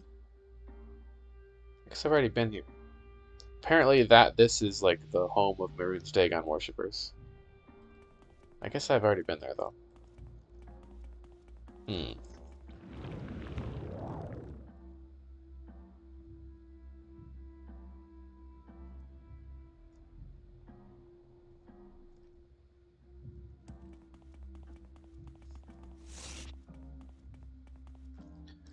And there's some Dwemer ruins down there. I'd check out. The Dwemer ruins seem to be, weirdly enough, some of the shortest dungeons. On average, I've found. I feel like that doesn't necessarily make sense considering how outwardly big they are. But, oh, that's okay. Like, a lot of caves are far bigger. Like, I've been in a few Dwemer ruins where it's 2 rooms.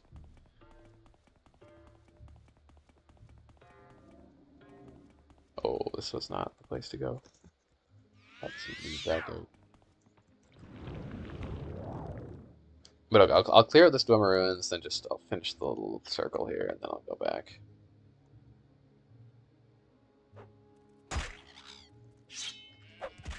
Die.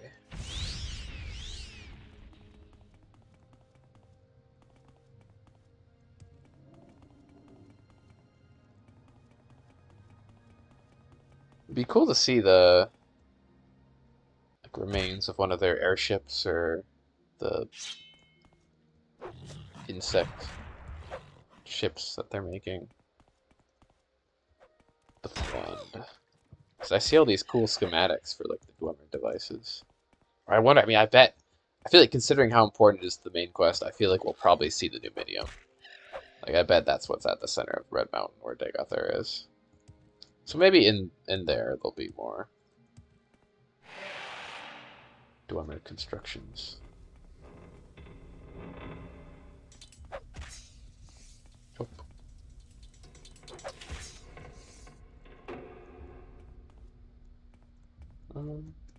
Don't think there's anything there.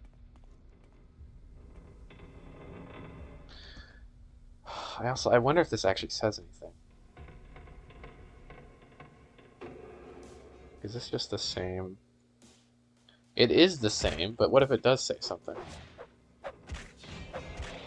I need a Rosetta Stone or something.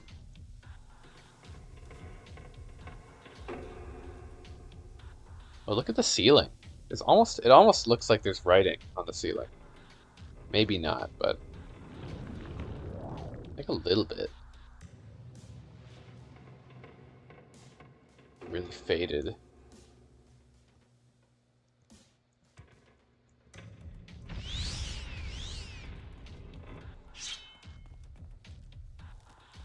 Chop. There might be a little more going on here. There's quite a few paths.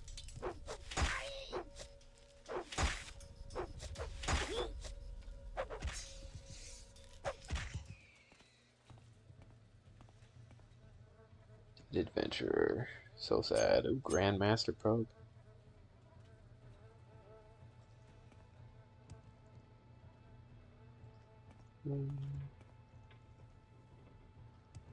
Thing of interest. Key.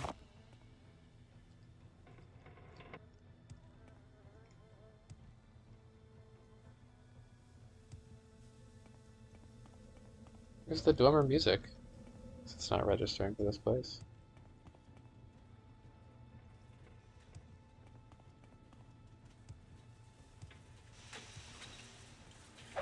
Wow. Break it. Pretty sure that was it in this corner. Yeah.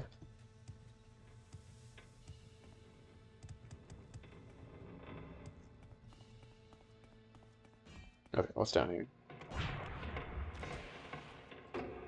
Poisoned.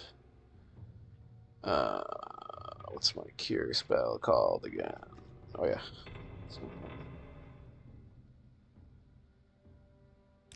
Actually.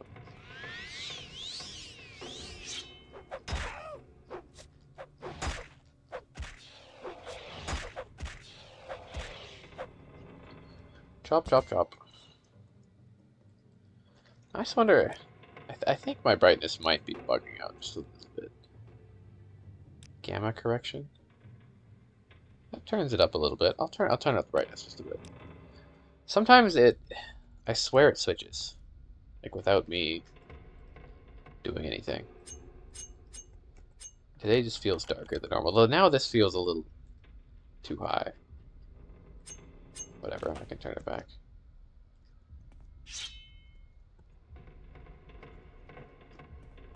It's okay for now.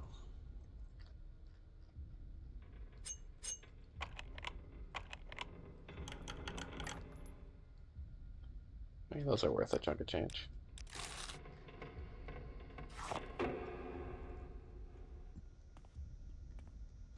Yeah, like that rune is pretty minor. Okay.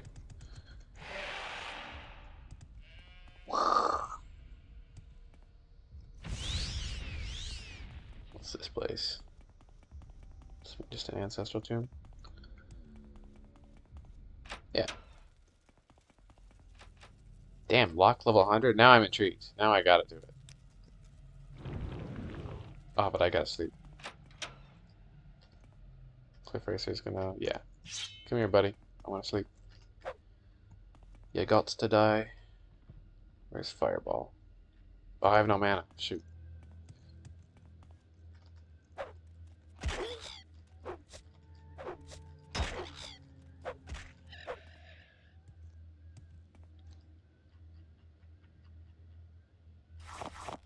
Sleep. Oh, come on. Really? I had better luck just sleeping in the Dwarven ruins. Yeah. I'll do that.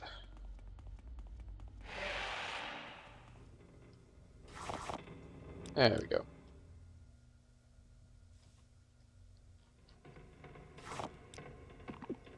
I really stocked up on the food. It's the most scuttle I've had all game. I probably don't need this many water bottles either.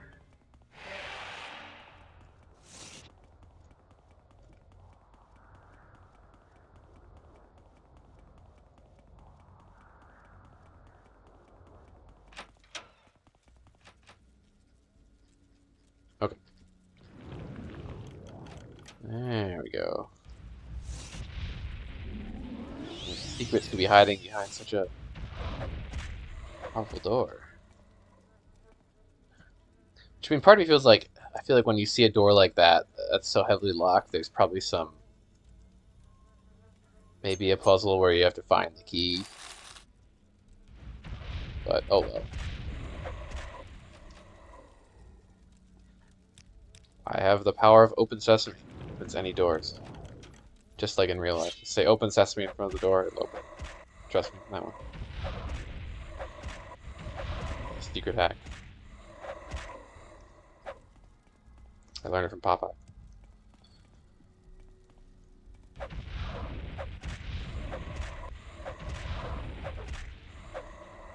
Damn, they're really locking this place up. Tyronius. Why is his name Tyronius? Key engraved venom. The venom... I wonder if this is the key to the venom ancestral tomb, which I've already looted. Venom of House Redoran. Interesting. Okay, what's this scroll say? Brother, I fear by the time you get this writing, I'll have been accepted in the hands of death. I'm glad you were not here for the onslaught. We are outnumbered, 5 undead to a man. I don't know how they got in. We swept the halls of this house of the dead, then we locked up. We were alone, just myself, Pegasi, Jonas, and Leuven. As soon as we saw the first wave, it appeared from behind. I have no idea how they were able to surprise us. It's as if they were appearing out of nowhere. Summoned to this position somehow. We fought long and hard until we could barely hold our weapons up anymore. Jonas was the first one to get cut down. Brother, our longtime friend Jonas died in front of me in the most horrible way. But do know he died with the honor of a fighting man. This battle will not be won. Pegasi urged me deeper in the tomb. I saw not Leuven, but heard his dying scream come from somewhere. So did maybe Pegasi set it up? Is he the summoner? He's urging you deeper into danger? I'm taking refuge in this main burial chamber. I'm here with our due payment from Goris. Goris. All these little ancestral tombs are linked up. Like, I've found notes from Goris in a different tomb. He will not get it from my living hands. I will hold up until Pegasi comes for me, or until those cursed bone walkers come to finish me off. We committed ourselves to aid Goris in a task, putting our butts on the line, and he promised payment. I'll be damned if he's going to take it back. Brother, if you make it here and find nothing more than my corpse, I hope you can make some sense out of my final letter to you. Avenge your brother and your trusting colleagues, that our souls may lay in peace. Goris can be found in a tomb in the Grayslands. We loot and hide out in the occasional tomb, but that sick fool lives in a tomb with his deader companions. Without his knowledge, I forged a key that fits his tomb entry. Use it to gain entry to his lair. Goris should not and cannot get the last action. He betrayed us and used us. Avenge, my brother, avenge. I've done so, Tyronius.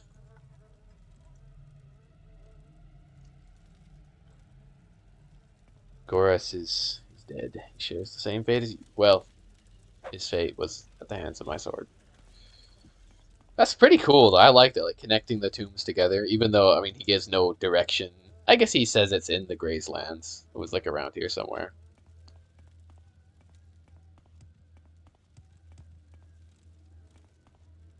That's kind of cool. That's like a secret quest line. It doesn't enter in your journal, but you could find that, get the key. And I'm sure since this door was locked, maybe a different tomb leads here. And it turns into this whole cycle. So I've kind of, which that's where, yeah, it maybe would have been cooler to experience that without opening the door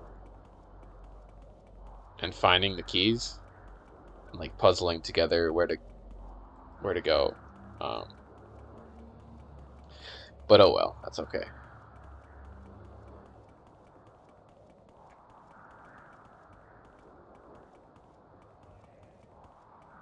Like I think maybe one brief criticism of that is like it's a little too easy to make a lockpick spell that just opens any lock. Like I get training lockpicking to level 100. That takes a lot of effort, I feel like, and that might be more fair to be able to open level 100 locks. But considering you can just make a spell that does it and just consumes a chunk of your mana, like it feels a little bit too easy.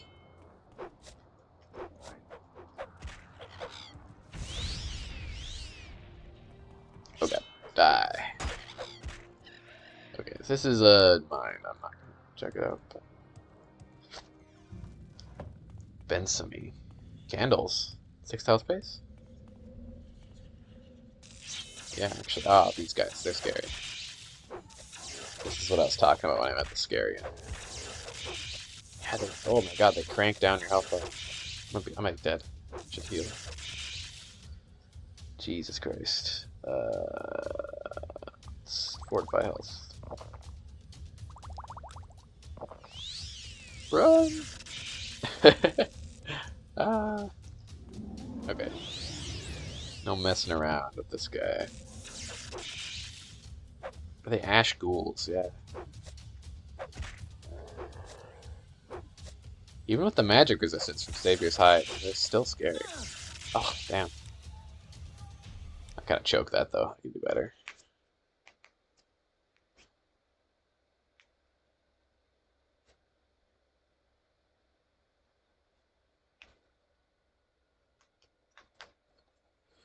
Mr. Ali. They're so funny. They're just all mouth.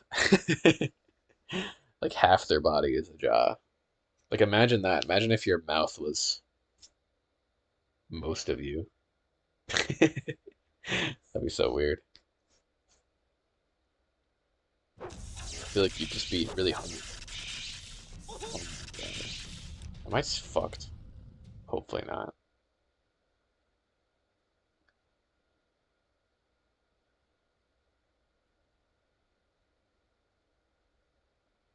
Hey, Close, how's it going?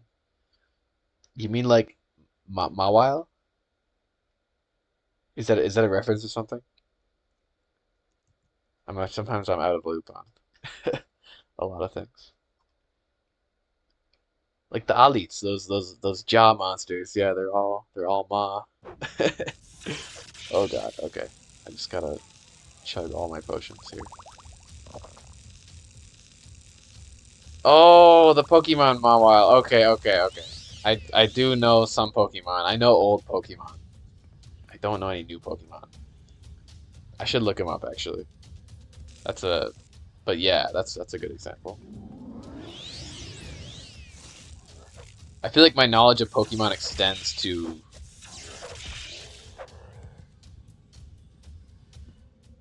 um Unova, like Black White.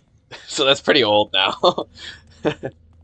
And the only Pokemon game I ever actually played was Emerald, which is really fun. I should play a Pokemon game sometime. I used to be so obsessed, but then I don't know. I kind of stopped following it for whatever reason. But I've heard some of the new games are interesting. Like they have like Souls-like elements where you dodge the Pokemon's attacks, which is kind of nuts. Another one.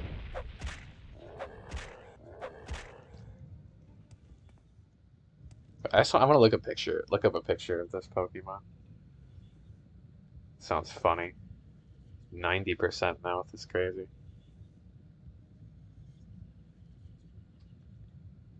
Oh, interesting. It's like a little person with a mouth hat. Sort of looks like a carnivorous plant almost. It's pretty cool design actually. It reminds me of another Pokemon, an old Pokemon. Um,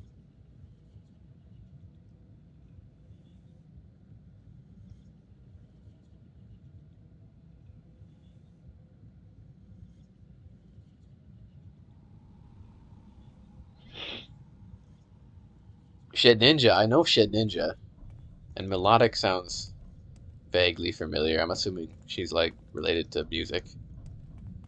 I'm not a huge fan. I will say I'm not a huge fan of like the Pokemon. I mean, they're kind of funny, but they're a little like there's the Pokemon who's like an ice cream cone, and it's called like Vanilla Ice or something, and it's an ice cream cone. I don't know.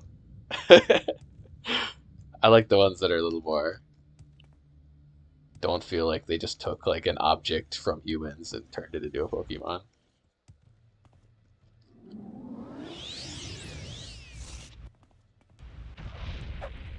But they're kind of funny too. Like I love the Electrode, just the balls. It's funny. A keyring that jingles. Yeah, like I don't know. So on the nose.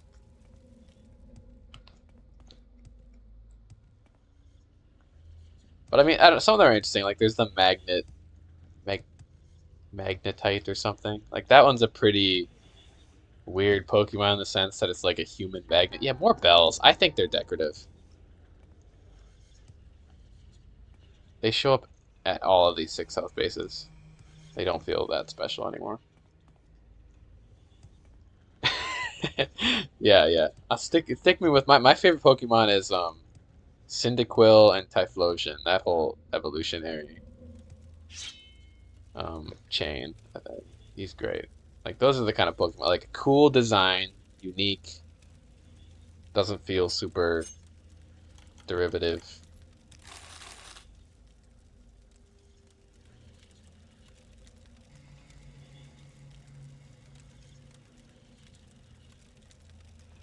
Oh, the decorative. Okay. I mean, in the future, just I don't want any spoilers like that, even if it's something that seems like it's not a spoiler. It's not. That's not a big deal,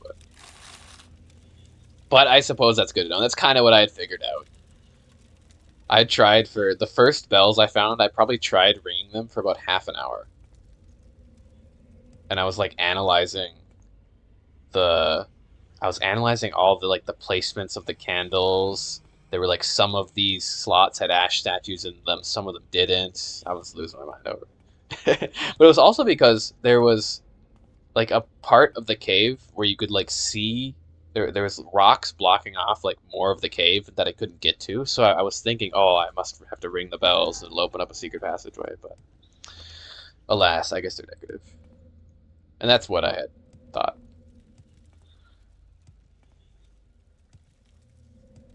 Which I think that's a missed opportunity. Like, come on, that'd be a cool puzzle. Ring the bells in a certain order. I think that was it. Was there not a named priest here? But I just in the future, I'd like. I'm kind of weird about spoilers. I'd really rather just not know anything at all, even if it feels, you know, minor.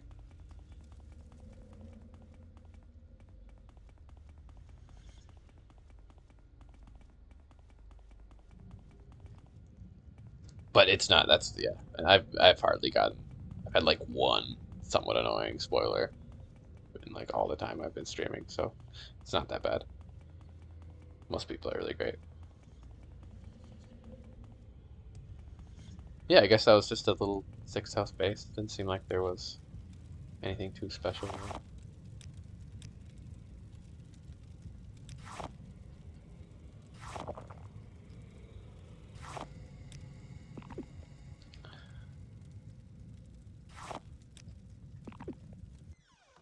Ouch from Josh.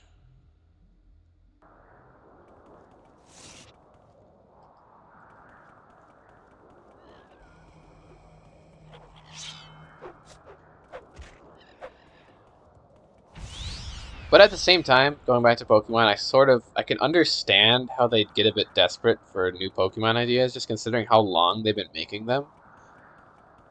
Like, I don't know how often they make a new set of Pokemon, but they still do. So they have to come up just because it's such a popular, um, it's such a popular franchise that they're always gonna keep making them. So they have to keep coming up with new ideas and like release enough Pokemon. So of course some of them are going to be a little questionable. This is interesting, but these all feel like they're related to quests. Maybe I shouldn't be. I'm too curious. I want to know what's inside. Like a locked cave door from the outside? This is really unique looking. Maybe I'll save it for later. Just mark it on the map.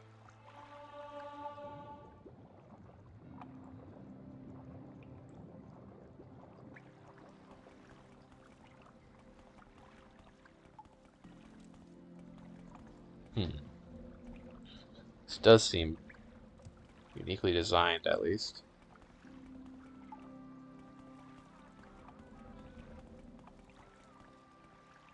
Oh, it's like Daedric ruins. Interesting.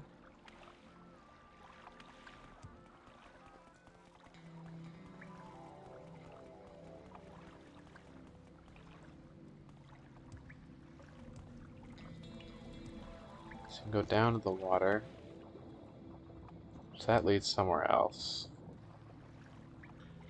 Um, yeah, I'll go there later.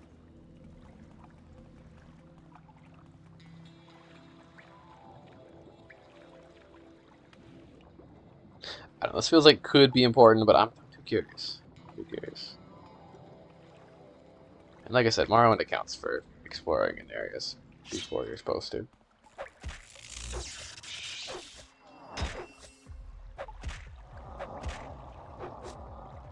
These guys, the frost elementals, they look so funny. They're like monkeys with awesome hairdos.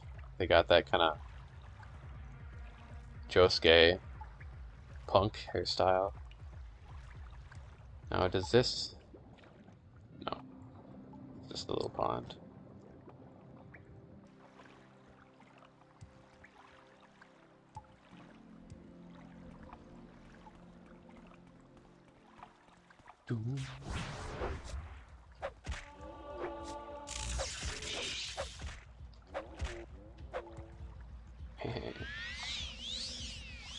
Yeah,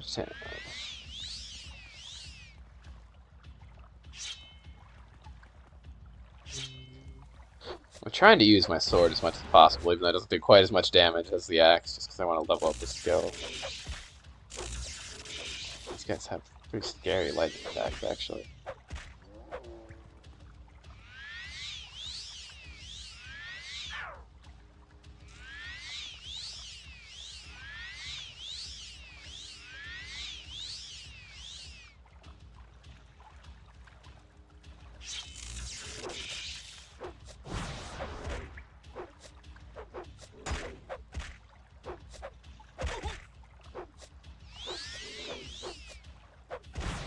Nice. Daedroth. It's interesting that in the sermons, Vivek refers to Molag Bal as a Daedroth. When I think of Molag Bal as, being a Daedric prince, and that's like a major distinction. So I wonder if that's purposeful and like Vivek is sort of talking down to Molag Bal. Now this, I'm assuming, is just going to link up where I'd already been. Just double checking. Yeah, pretty sure. Like, is he insulting Molag Bal by just calling him a Daedroth? Or is Daedroth just a general term for any Daedric being?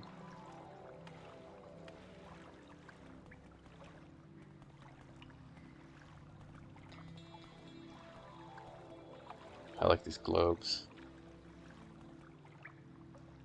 Okay. This feels important. Cushion.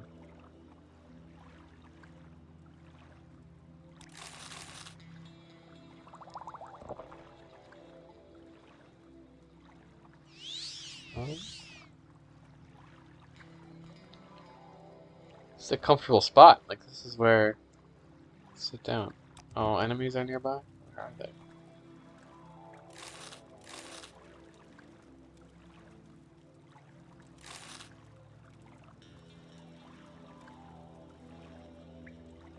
Bunch of scrolls. Wind form is cool. That seems pretty good too. Psychic prison.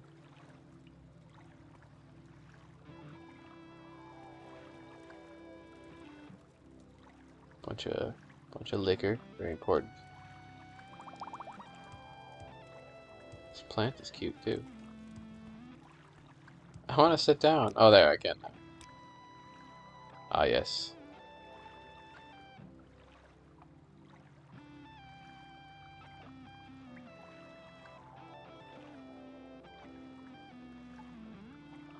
The new Daedric Prince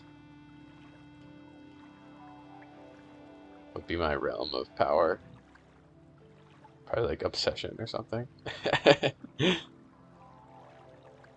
Looks like cut the two fingers kind of from Elden Ring.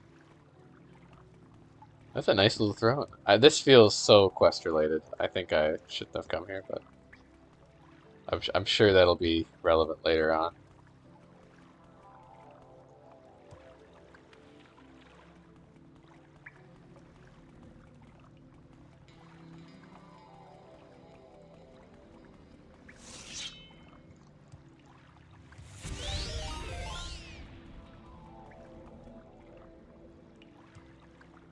Hello! Falker to the raid! Wow, I've never gotten a raid. Thank you. Appreciate it. How's your stream? Were you also streaming Morrowind?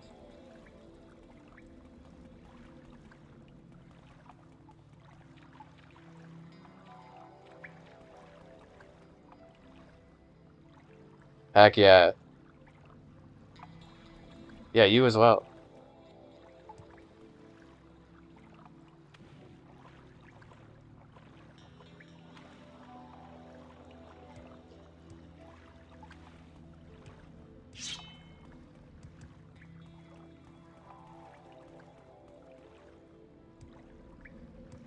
Yes, thank you, thank you.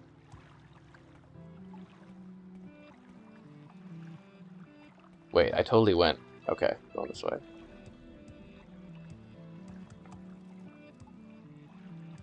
Is it also your first time playing Morrowind, or have you played Morrowind for a while now? Valkyrian.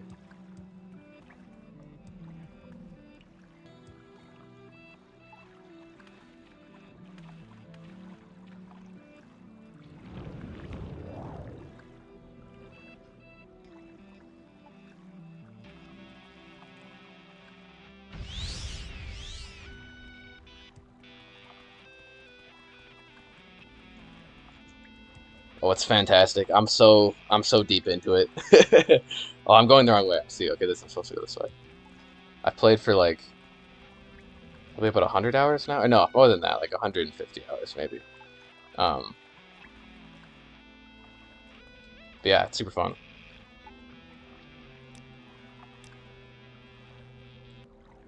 I've been collecting all the sermons of Avec and my mountain over here. Sweet, yeah. How are you liking it? Where are you at? This is my crazy stash, my Temple Mount, Top Balmora.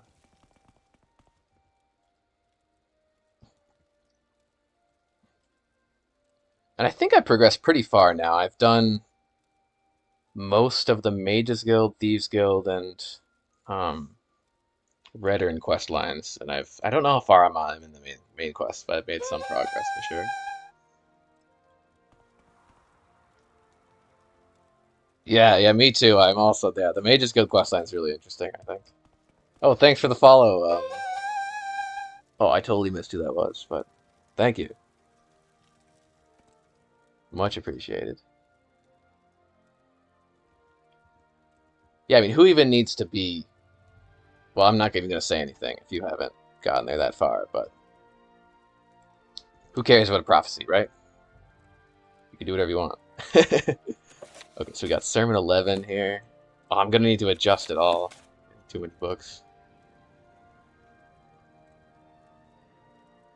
For now, I'm just going to cram Sermon 12 right there. Perfect. And for some reason, I don't know why this book is open. I have 2 copies of it, I guess. I got 24, 35. Cool.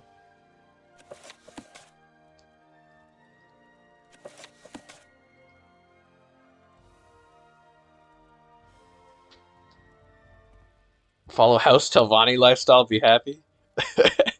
I don't know about that. House Telvanni, they're nutters. I mean, they're cool. I like House Telvanni. They're interesting. They're also like awful too, but unscrupulous folks. But they're very cool. I like their mushroom houses. Um, Speaking of which, I do want to go back down to Tel Brenora down here to I have to like return a staff to someone working for the egg lady. Yeah, that's true. I guess in a sense, insanity is like if you're insane, you could be super happy, you know? Even one of these sermons talks about that. Like, I think it was maybe when I was at 16. No, but it talks about like those who are, you know, crazy. Like, I think referring specifically to like the followers of Dagoth. Like, yes, they're happy because they're totally in their own world. Like their reality is just as real to them as this reality is to us. Okay. Um.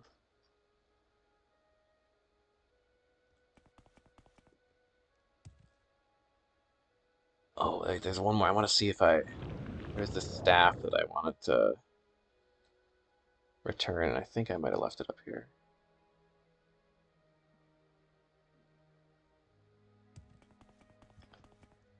Yeah, I guess that's true. Yeah, and if you want to replace the leaders, just kill them. Prove you're the stronger mage. I mean, that's simple.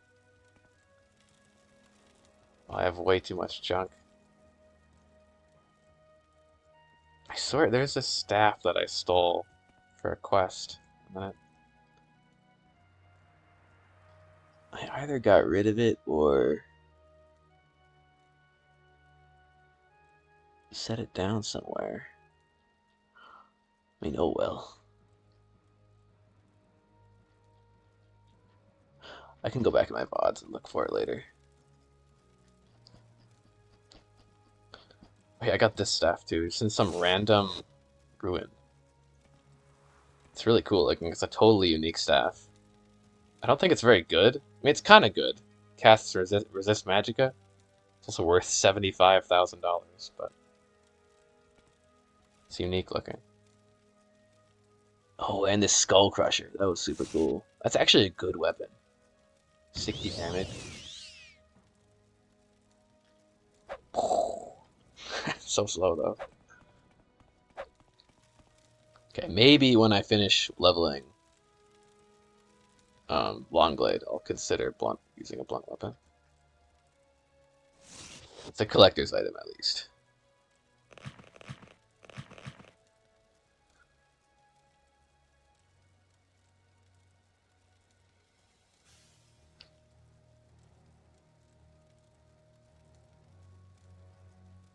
You know, when you put it that way, that's a great attitude to take. And I do admire that about House Telvanni. Because I kind of initially I wanted to side with House Telvanni, but I think that since I joined the Mages Guild, that locks you out of House Telvanni because they hate each other. Was my understanding. Um, so I joined House Redoran. I like House Redoran because they're, you know, House Slalu. They're all sneaky. They're up to all this conniving business. House Telvanni, you know, cool but crazy. You know, obsessed with owning slaves and stuff. Got some questionable behavior there. Um, but that's some of them, you know. Some of I see your point that they don't have to be that way. They're free to do what they like. And I guess if I was strong enough, I could take over House Telvanni and change it, maybe. Um, but House Redoran, I like House Redoran a lot because they're honorable warriors. They're proud. They have like They kind of have standards. I should probably wash up before heading. And they have sick outfits, and they live in a giant crab, so it's cooler than that. Okay, you can. Yeah. I think I had initially heard since they hate each other, I was thinking it wouldn't make sense to join them. But, oh well, it's too late this time. If I play the game again, though, I'll definitely side with the Mages Guild. I mean, Taos Telvanni, I know. Anything I want to sell to this guy? Sure. Take a Viper Blade.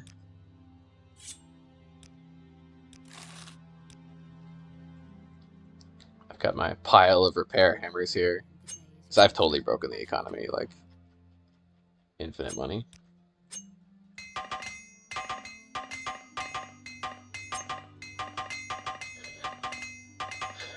Okay, while I'm here, next...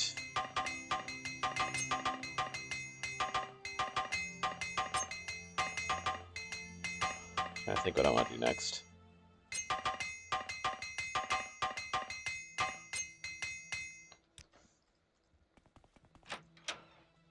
I think I'm going to go to the southeast of the map here. I want to go to Mount Asurnibi because I was at the Ahamusa camp and I was told of a prophecy of a white gar. It's pretty cool. It's kind of a classic vision quest to go on. And the hint for that was to go to a place where there were 5 stone fingers coming out of the ground and a fork in the road. And for some reason, I feel like that could be here. I don't want to know where it is, but... Because this was, I believe, the birthplace of Almalexia or something.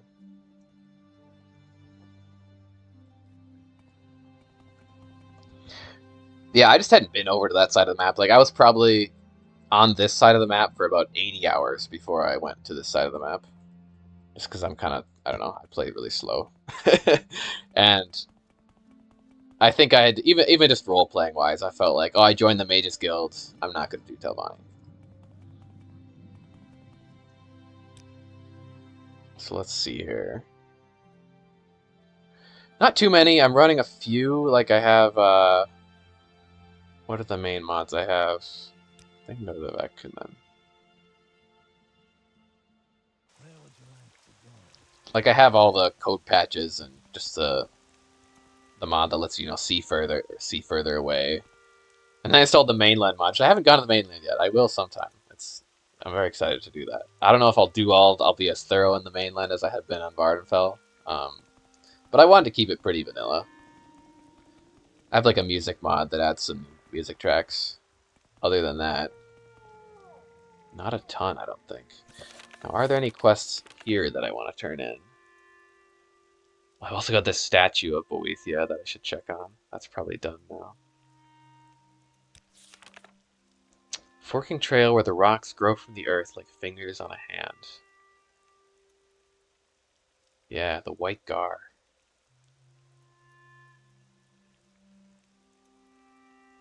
Yeah, I haven't had a lot of issues. I've had like a couple crashes, but it hasn't been bad at all. I know, my friend told me there were 2 ways, because he kind of was the one who convinced me to play Morrowind in the first place, and he was talking about open Morrowind and the differences between the two, but yeah, I'm happy with what I ended up doing here. And I installed like a couple other quest mods that I've stumbled across here and there. There's one mod called the Lamp. Oh, it's a great mod. Highly recommend that one. I didn't even realize it was a mod either. Okay, this was the Fighters Guild in Side of Mora. So yeah. So that's done. I can turn in that quest. These 2 I don't want to do, because these are from the corrupt Fighters Guild leaders who are under the influence of the Kimonotan. My stronghold's probably done for House Redoran. This is done, so I can...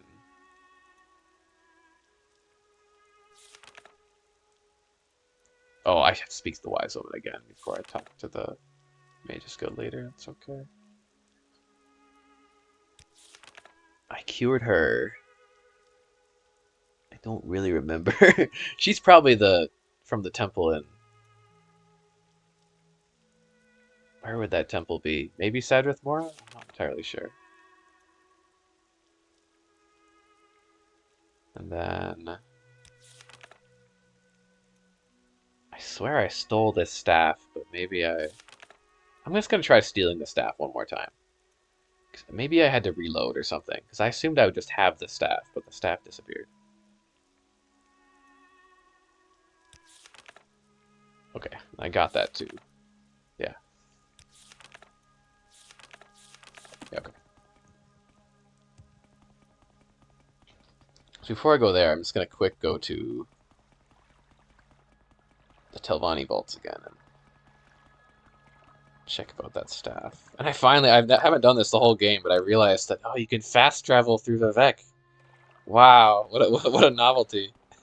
I've just been walking or flying to get around this place. I finally had that realization. I was way too late, though. Oh well. Actually, I think you have to go to the higher upper part here. That's okay. I like Vivek. It's fun to walk around it. Now, the Telvanni vaults are... I guess maybe in here. Yeah. Go ahead. Go ahead.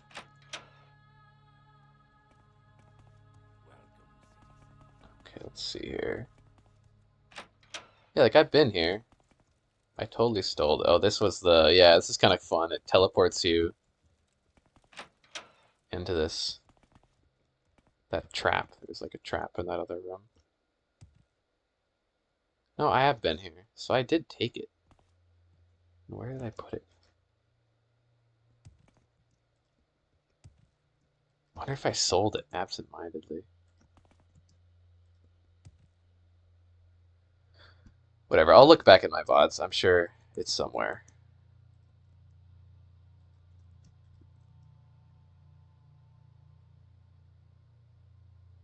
Like, I'm pretty sure the staff was just sitting here on the bench.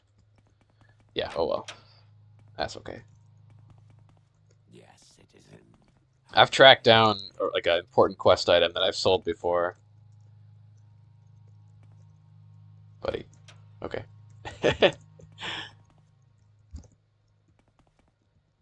The Nerevar has the power to phase through objects. That's what one of the lost prophecies. Only in times of great need, such as that. Hey, if the game fucks with me, then I have no issues. Do it back. Okay. Off to probably Moleg Mar. It's the place to go here. By the statue of Azura.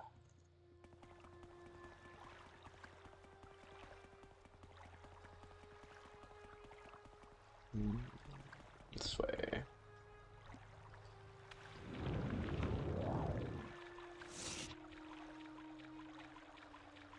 Morrowind's such a pretty game. I think these graphics have entirely held up.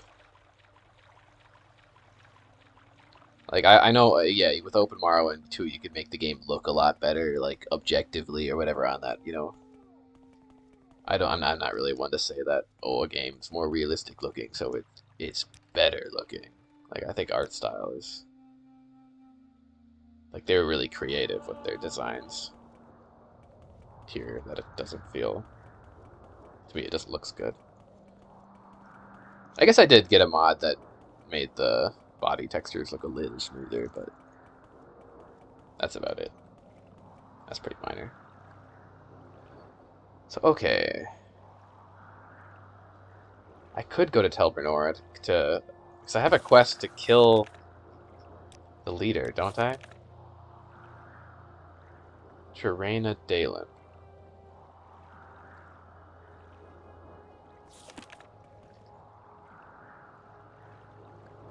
I'll wait to do that, because I'll wait to find the staff, because then I can go down there and do both of them at the same time. So the other quest I want to do here is the Morrowind. So it's found in Zentirai, northwest of the Hermeneutics camp, which is over here. Okay. And this area of the map I haven't really explored that well anyways, so.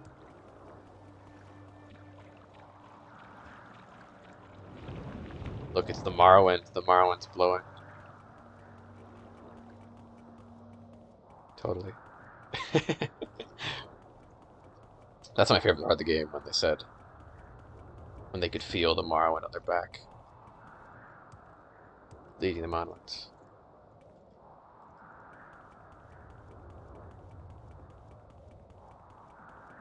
Beautiful.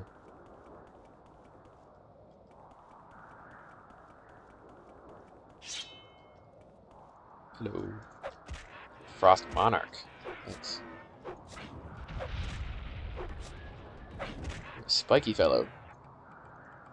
I like how they fall over into a nice deep pose there. Very comfortable.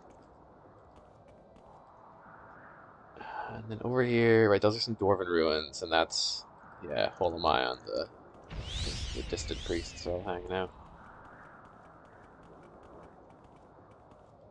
Okay, we got some dwarven ruins. Quite a bit of dwarven ruins, actually.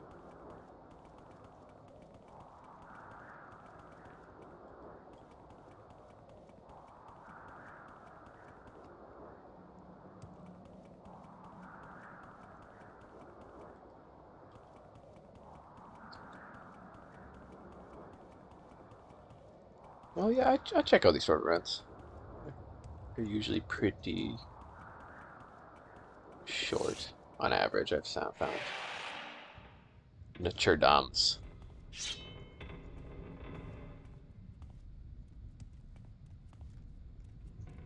Hello, Persian ghost.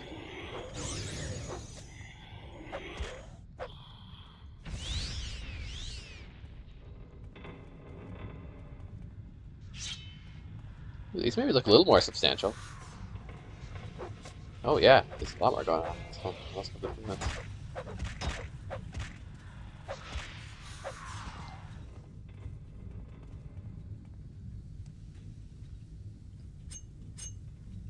Probe this chest open.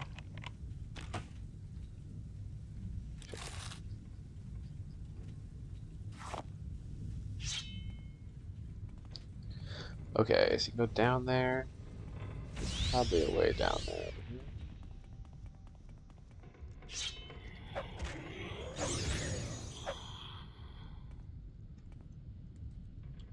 It's got a lower level.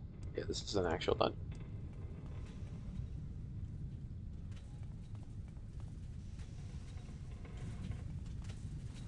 So that, yeah, right below where? Ah, yes, the goo. Doesn't damage you.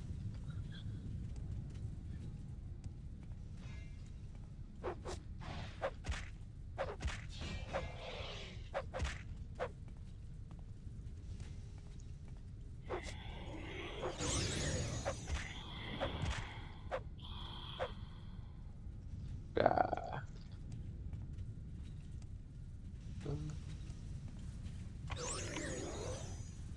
Okay.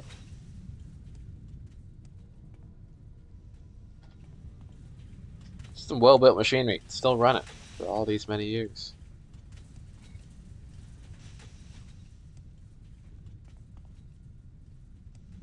Okay. Let's check out the lower level.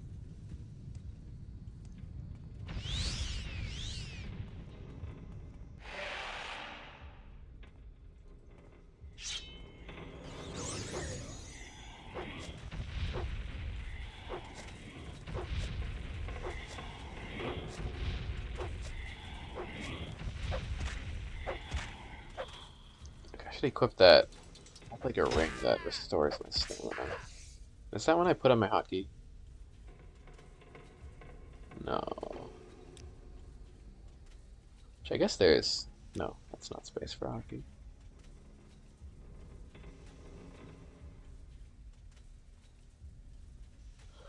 What was this ring called?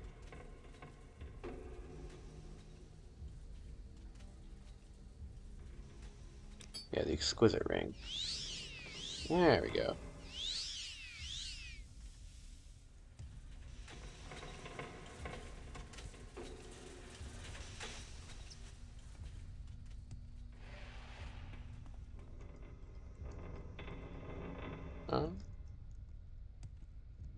Huh, is that, I mean, this could be a ruins that, you know, that's involved in a quest later on. These gears seem sort of unique. You have to activate them or something. Yeah, I guess that's it. Unless there's a... Is there any way I can interact with it? Doesn't seem like it. Oh, okay.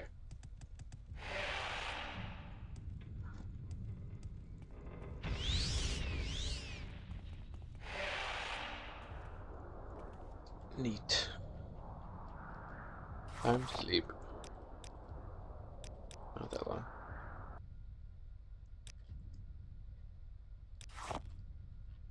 Oof.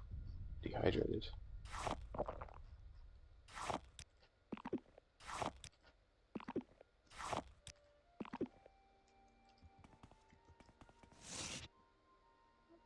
Okay.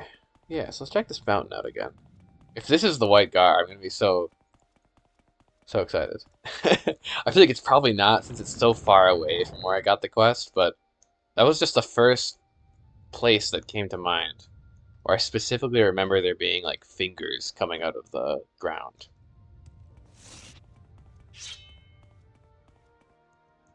So I think it's worth checking out for sure. And if it's not there, it's an interesting location. So happy to make a pilgrimage there again. Yeah, look at this. Fingers. I don't see a guard there. Well, kind of like fingers. I think maybe the quest was just 5.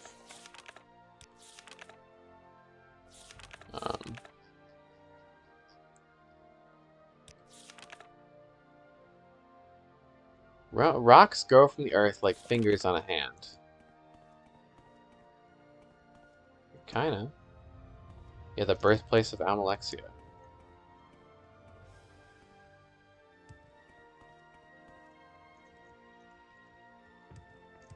Yeah, like these are fingers, sorta.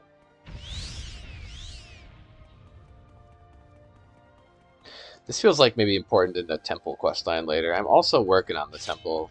I'm not as far along in the temple quests, but I love the well.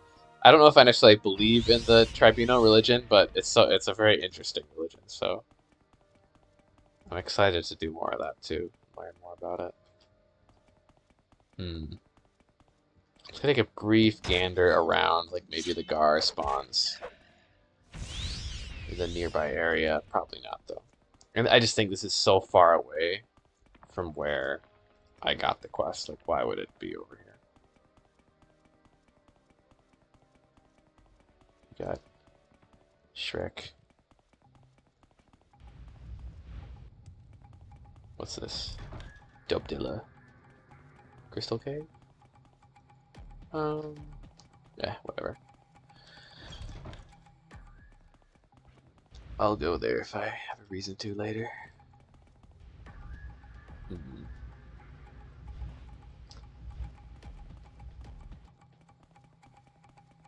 Well, yeah, I don't think it's that place then.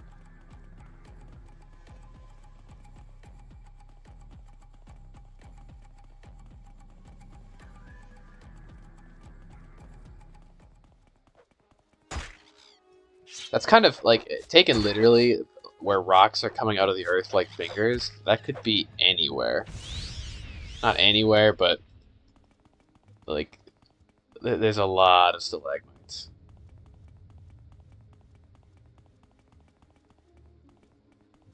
Many earth fingers.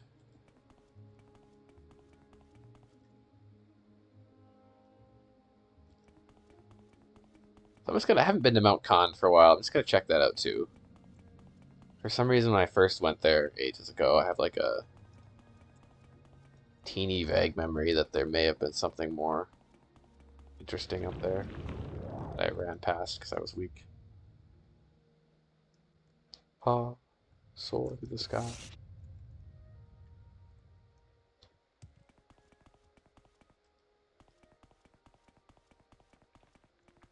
In there? No.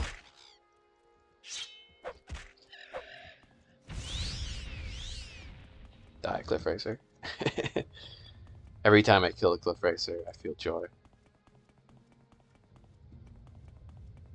Both in-game and out-of-game. Yeah, thanks for watching, Hanadaiba. Appreciate it. Have a great one.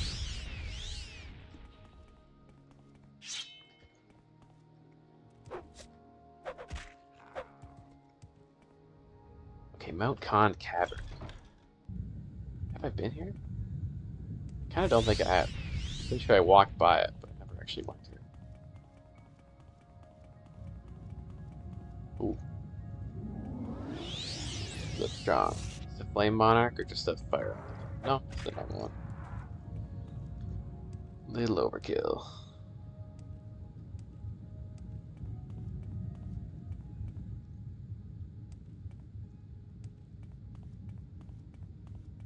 Ooh, it's kind of neat.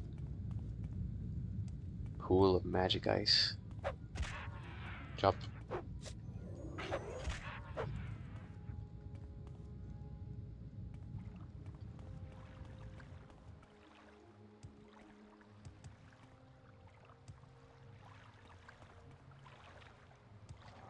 We got the storm, so we're going through the elements here. It's an elemental cave. Anything in the water? Don't think so.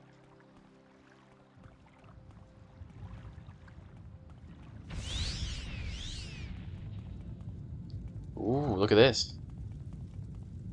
Pilgrimage site. Here Vivek won a contest of wits with 3 Daedra. I've read about this. After enraging them with his answers, he used their bones to build houses for his people. So this is probably another pilgrimage site you have to make later on in the temple quest.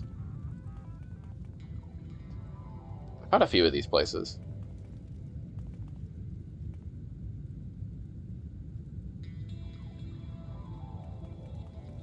I'm trying to remember the exact details of that scenario when Vivek had like a debate with the monsters. I don't know, that's something I'll go back and read later.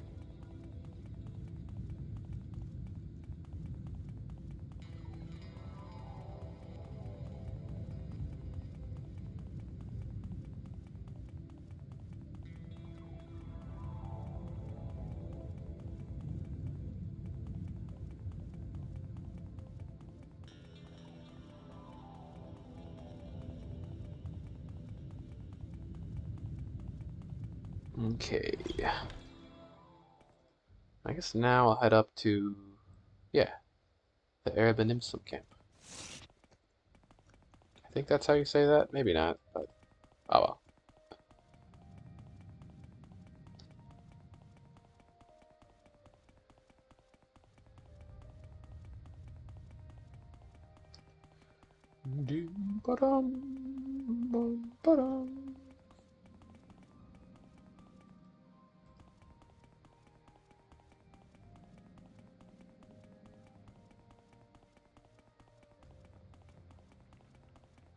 It's a pretty nice view.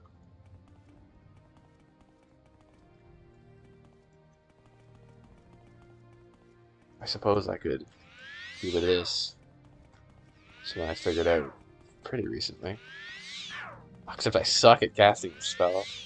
There we go, there we go. I can cast Magic Resistance. And then I have just Boots of Speed. They're no longer blinding. Pretty sweet. Oh yeah. So fast.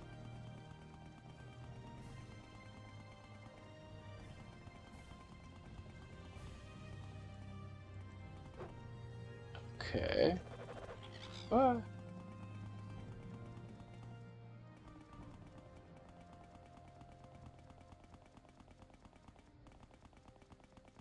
What's this? I think I've probably been there.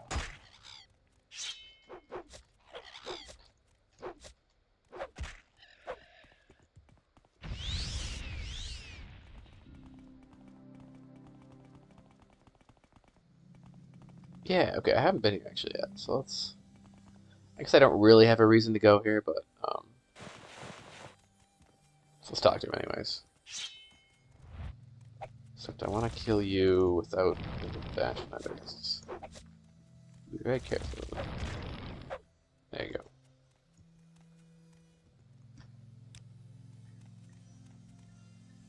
Cool.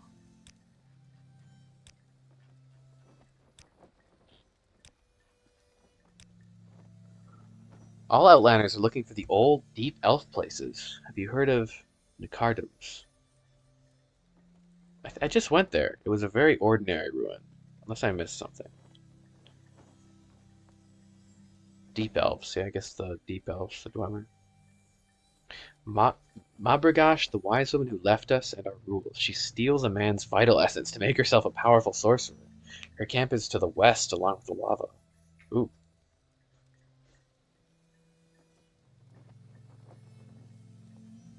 Crazy.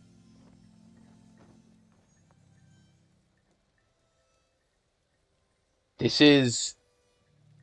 I would say this is not the kind of game I play the most, but I am very much not unfamiliar with kind of crazy, obscure, challenging games. Like, I play a lot of weird games. Um, but my friend did, and he was the one who got me to play it. But I'm glad I did. Oh, it's awesome. And I played Skyrim years ago. Loved it. Played a bit of Oblivion. I think now I appreciate Morrowind like a lot more than I would have if I played it when I was younger. And I think in so many ways Morrowind's a lot more interesting than the later Bethesda games. Just in terms of the creativity of the world and how it actually feels like an original creation, kind of. And just the politics are so complex and interesting. And like the way it does religion. So it is the type of game, like I love games with weird lore, which this game has, and I like games with lots of secrets, which this game also has. So in that sense, it is the type of game I normally play. But I don't play that. I haven't played that many old games. I guess I've played like Myst and Riven, those old classic like adventure puzzle games. They were great. Riven especially is amazing. But other than that, I haven't played too many old games, so it's kind of fun to go back and play a game that has probably inspired a lot of other more modern titles.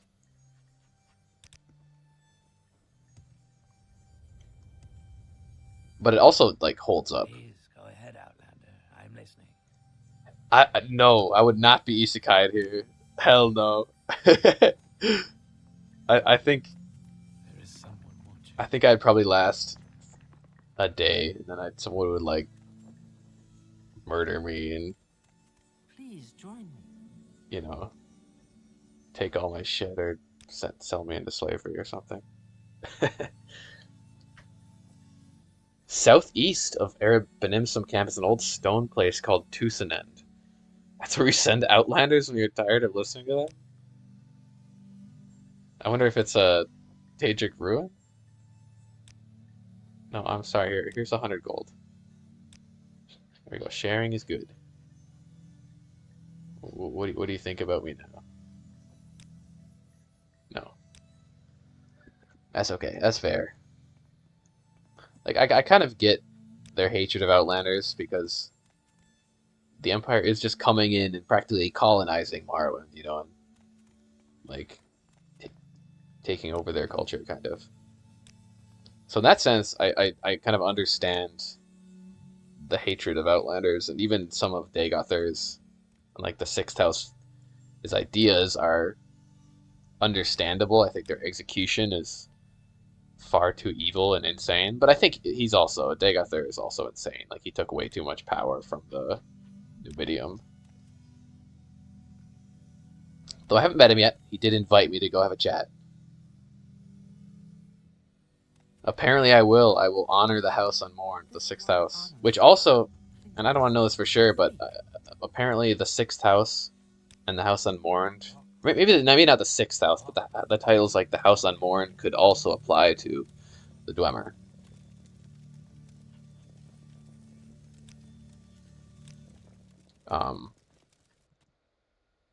Because Dwemer, they were technically House Dwemer. Like I don't know how related to, like, were they also Chimer and they branched off, or were they entirely different? They have different origins. May I help you? It almost seems like they were the same, but they just were a different society that like went underground and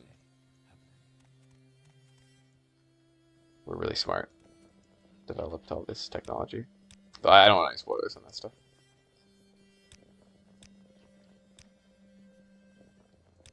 Where's that? It's very interesting though.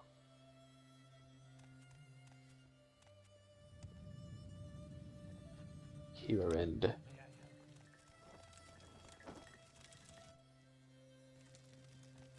help? Ooh, we've got a nice aura here. Fancy. Okay.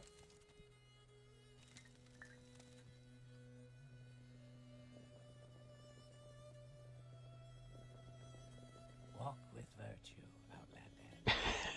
Yeah, maybe if I like spawned in with a bunch of magic, or if it was like I'm personally I'm not a big isekai fan. I think it's maybe there are some that are done right, but like I haven't even really seen many isekai anime, but they seem very, I don't know, bland and like predictable. But from what I understand, like the trend of isekais are you like you spawn in and you're granted a ton of power. So maybe if I was like granted a ton of power and I was, you know, a high level mage, then maybe I'd survive. But I still feel like I just don't have what it takes to survive in a place like this. I don't know, but I guess I'd adapt. Humans will adapt. Okay, yeah, I guess there's not really a reason to come here yet. Yeah. I feel like I haven't even seen a single isekai I can think of that is I think of as being good. Not that I've kill who with fire? Who am I killing with fire? I'm not killing these folks. They're chill. Okay, I gotta find that ruin though, because I have an assassination to make. I will honor the Night Mother. I'll kill this person with fire. Maybe. So head to northwest until I reach a steam pit. So it's north of the steam pit. So I gotta go northwest here. Just this way, kind of? Yeah. I mean, it's not just this, is it? I doubt it.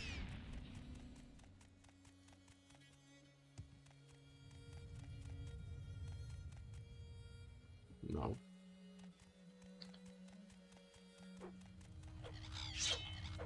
Oh, they kind of do. I haven't seen much Power Rangers either, but I think I know who you mean.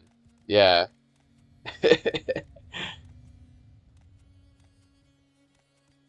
Like their goggles and shit. They do kind of look like the Power Ranger villains. Honestly, the most Power Rangers I've done, it was really funny. One of my friends came up with a D&D like short campaign where we played as Power Rangers. It was really funny, and we could do all like the fusion and stuff. It was a great idea.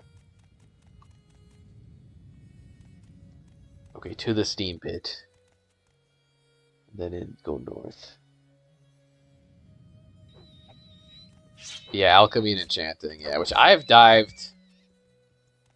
dived that much into alchemy and enchanting yet, really. I think I understand how it could be broken. Like if you make a potion of fortify intelligence, then use your high intelligence to like make better potions or something. Is this it? Yeah. But I don't really want to break the game too much. It's cool you can.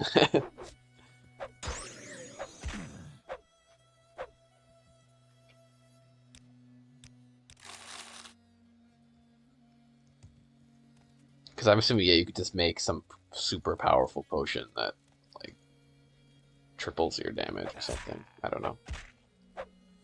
I've done a little. I enchanted one item. I made an item that restores my fatigue. Because I got kind of sick of having no fatigue. I always forget to use it.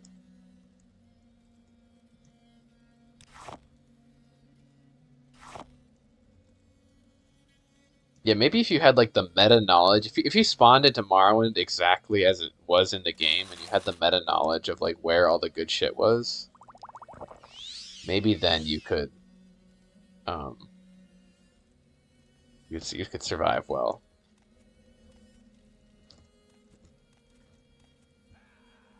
Like I'd make sure to get the conjure. Well, this is just from my knowledge, but I got this conjure like Daedric Axe spell immediately when I started playing. It's stupidly powerful. Like it's by far. Here he is. This is the guy I'm supposed to. What an assassination! I'm just murdering him in broad daylight. But oh well. That was him, right?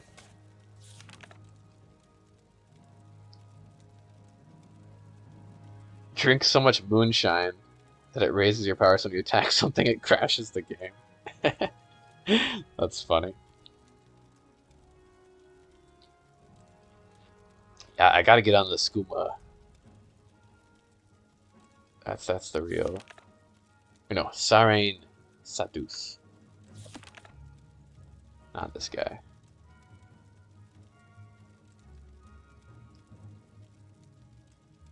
Oh yeah. Oh, you're so right. You're so right.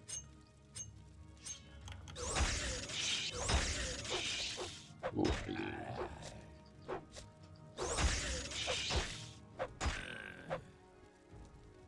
Oh, there he is. Yay. He's got a weapon called Silvery Rainbow. How cute. I mean, that's kind of cool. Casts when strikes. Too bad it sucks, but like that would be fun. I should do some more enchanting. I found all these cool weapons that I like using, like the Umbra sword. They already have enchantments. But it would be fun to make a weapon like that you whack somebody and it gives them all these different effects.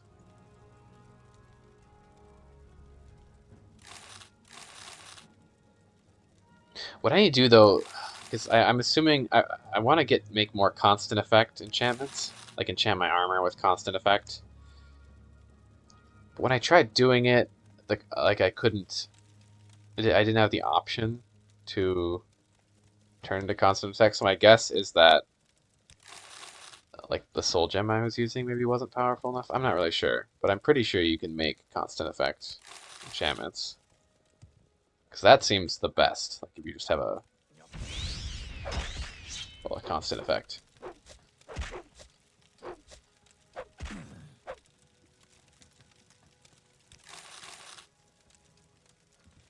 But I always forget to use Soul Trap whenever I'm killing someone. And I mean, I'm already pretty powerful, so I'm not like dying for.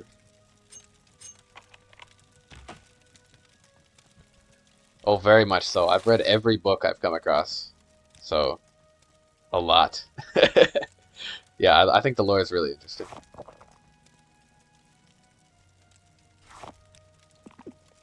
And that was one of the things that attracted me about the game the most.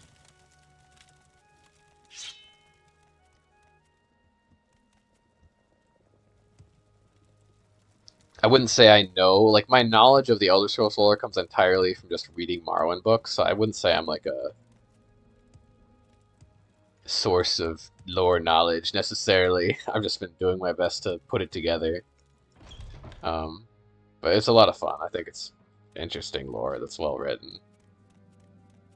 I like how metaphysical it is, and I don't know, just unusual it is for fantasy lore.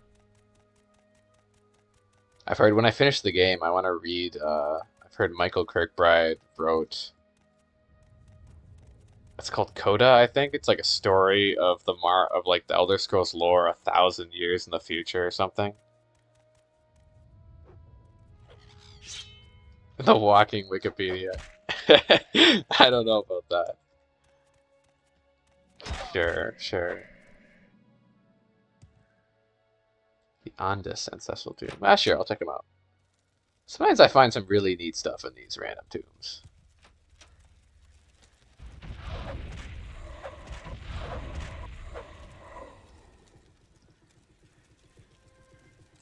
Now, I just kind of think of it like an added layer of gameplay to try to understand the lore. Like, obviously, there's not a ton of tangible in-game reward, but it's like it's kind of like a puzzle. Put it all together, and I think it does help you understand what's going on and gives more weight to the characters and events of the game. Yeah, I love to read. I guess I didn't read for quite a while, but I've really gotten back into reading in the past couple of years. I just finished reading the collected works of H.P. Lovecraft. Like the guy responsible for Cthulhu. That was a fun read. Um, he's a crazy writer, and unfortunately, like occasionally extraordinarily racist. But it's like I don't know. It's you can get past it, I think.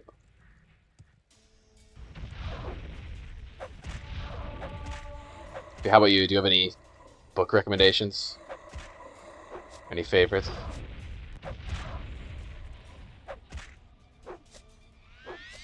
You're a vampire, right? Yeah, you look vampiric. Yeah. Not sure what it is about. I guess the red eyes, maybe, that makes them vampiric. And they often use that life drain spell.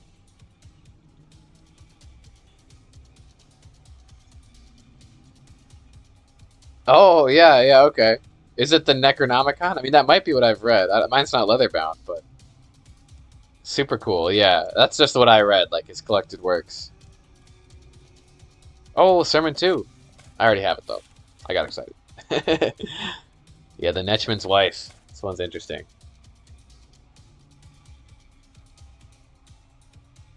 The egg of Vivek. So yeah, Vivek was originally an egg. But then who is Vek? Is Vek... Hmm. Yeah, and the spirits approach Vivek. And are the spirits Daedra, or do they represent different houses?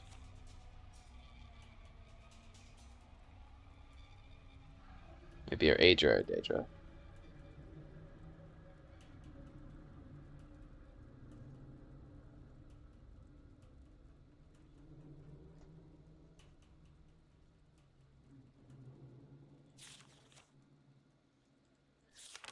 Hmm.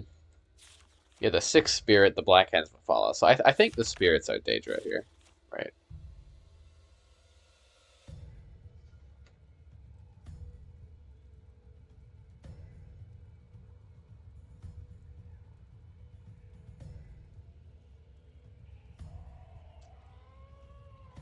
God hath three keys, of birth, of machines, and of the words between.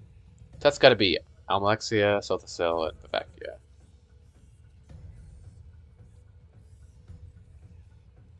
With this sermon, the wise may find one half of these keys. This is why I think that, like, the words between, since obviously the half of three is one and a half, so I think you can find Almalexia here, who I think is related to the Netchman's wife, maybe, who carried Vivek, who's maybe Vivek's mother, arguably. Um, and you don't hear about Sothasil here, so I don't think that key isn't heard of. And then I think there's like, you hear about half of Vivek here. I don't know. This is something I'm going to read more of and speculate. Like, I think Vivek is, he's the hermaphrodite. He's a son-daughter. Magic, he's like 2 in 1. So maybe like one half of Vivek is explained in that book. Yeah, I totally get that. Classics seem really good. I've thought about reading Moby Dick because I love the archetype of Moby Dick, like, or just the idea of Ahab, you know, hunting down this great beast.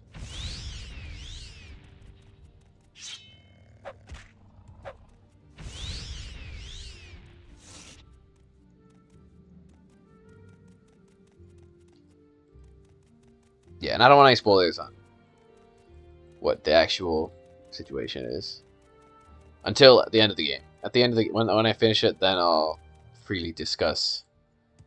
That's what it's like. It's kind of, I want to discuss the lore, but I want to like try to figure it out first. But yeah, that sounds. He changed himself to be the way he is.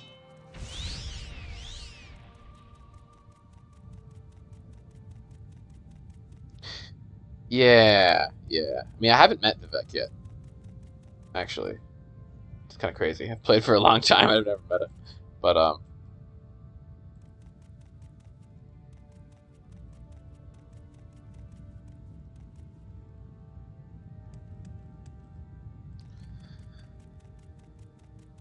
yeah, Vivek has had many forms. He started as an egg, and then there's Vec, and I don't quite understand the difference between Vec and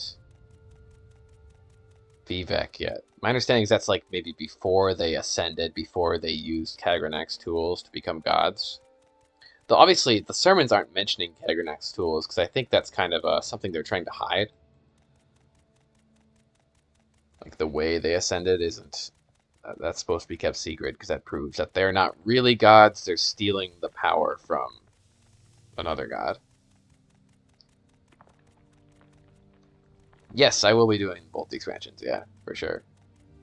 And some of the mod. I can't. I don't think I can be as thorough. There's like so much infinite content in this expansion. The mainland.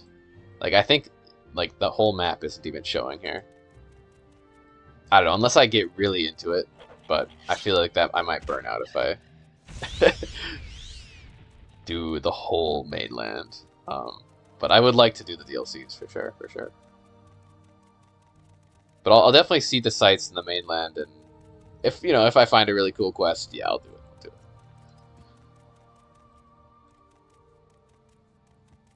Currently, I'm just wandering a bit. But I'll go back to Cedric more after this, I think. Turn in some quests. I should probably stop kind of soon here. Go to bed.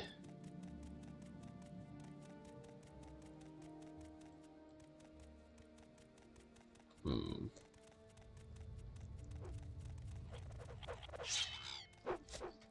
I'm really wondering where that white gar would be.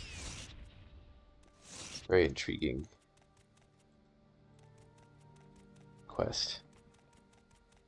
And like super vague instructions too, which is interesting.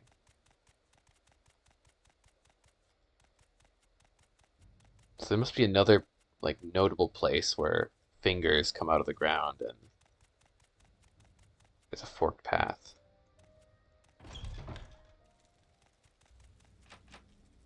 Yeah, let's do this too. Why not?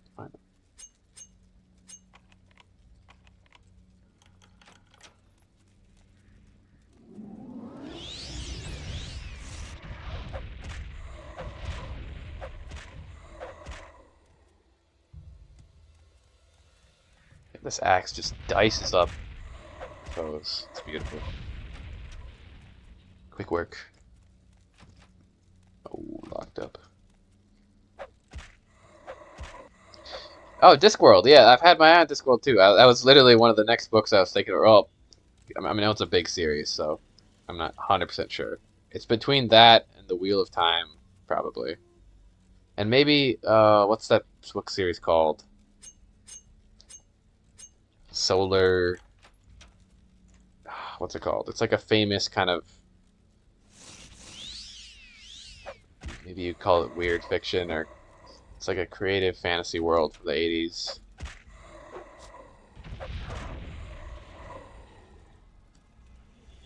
But yeah, I think I would like Discworld. Just the fact that it's like a world on a floating elephant in space or something. Yeah, I've read this one. That's enough to sell me. And I've heard the protagonists of one of the book is death itself.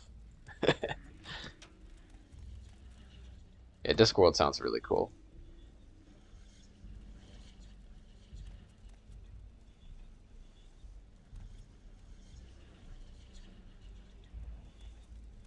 Yeah, I just think I've heard Wheel of Time's a really classic fantasy. I mean, it's really long too, and I think parts of it could be kind of plodding along, but I do like serious fantasy. Like I like the Lord of the Rings a lot. Okay, why don't I go to? I'm gonna walk this way. I guess I'll just walk there. Who cares what fast travel?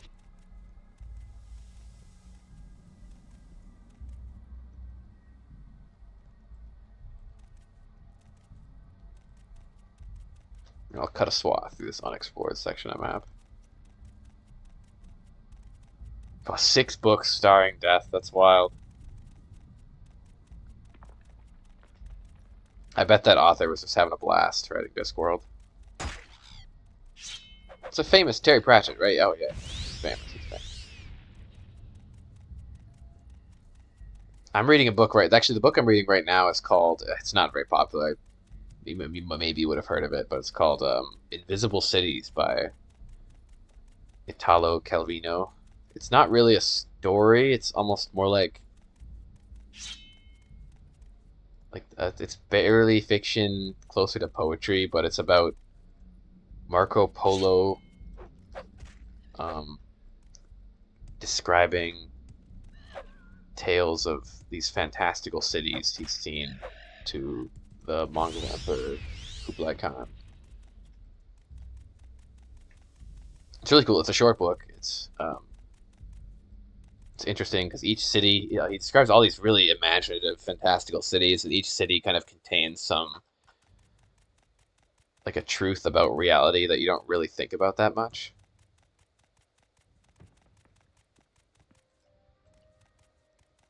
Ooh, look at this. Observatory.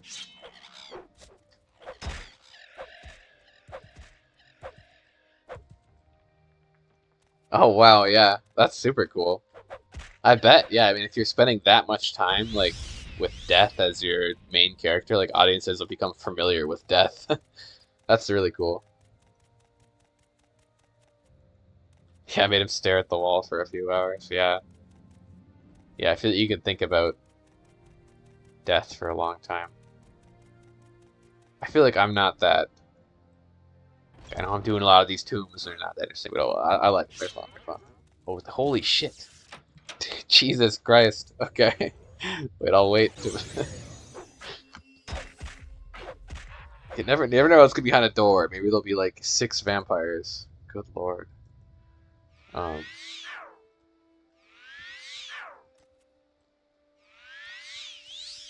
I don't know. I feel like I'm not that afraid of death. I feel like it can't be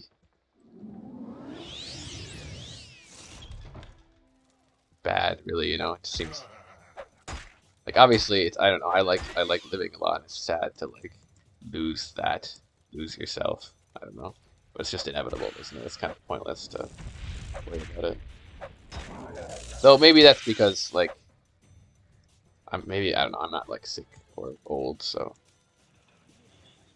maybe you need to be like confronted closer with your mortality to really like maybe I would think differently. I don't know. What the hell? Oh, that was okay. That kind of scared me.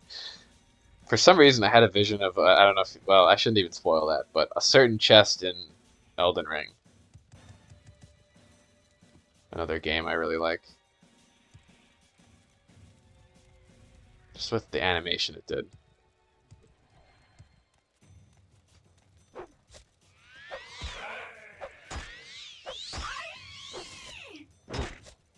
That was a wild noise. Aye. Okay.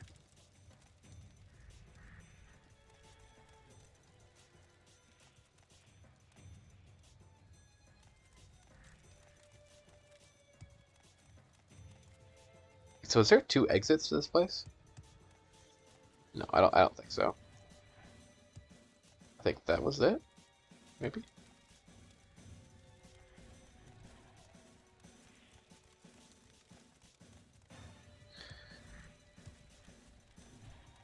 Yeah.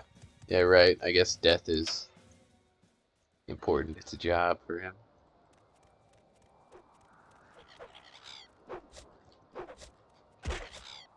There's this other universe I really enjoy. It's a great, really creative universe. It's called Fallen London, and in that world, the only reason people die is because, like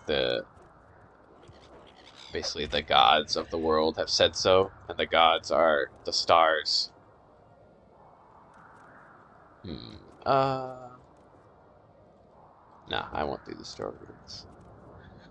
So, and in that, the premise of the Fallen London universe is that London is taken down to this giant underground cavern, like deep under the earth by space bats, and so these space bats are kind of like ruling over London. But because it's so deep, far under earth, like under the earth, the light of the sun doesn't reach London as much, or the whole entire cavern under the earth, and so people don't die because death is simply just something that the sun, who's the god, decided to put into, like, that's just one of his laws.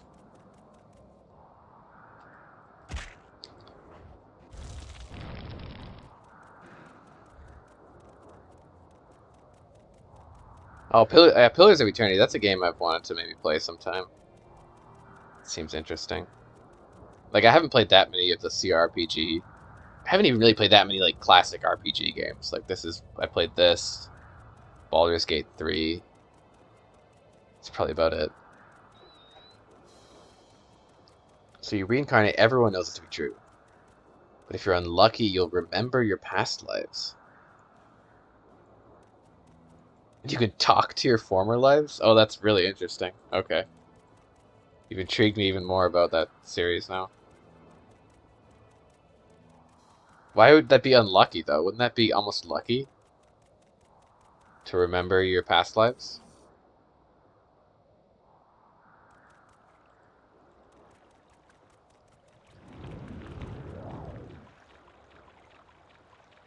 Okay, time for some speed here.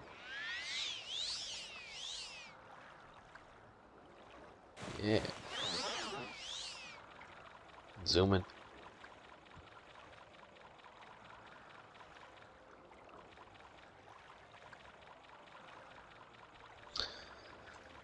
So yeah, returning to the Thieves Guild and the Fighters Guild. And maybe the temple? Where did I get that temple quest from? I kind of, well, I sort of wish I mean, it's okay. I like figuring it out, but like, where is Thurar Rothaloth? No idea.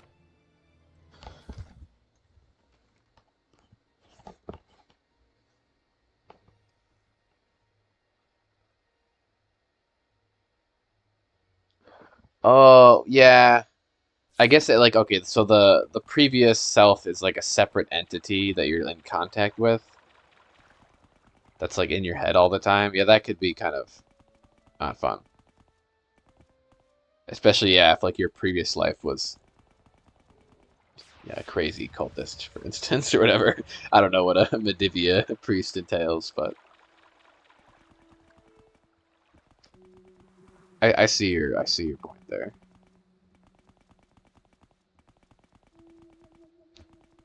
Like, if you're chill with them though, that could be cool.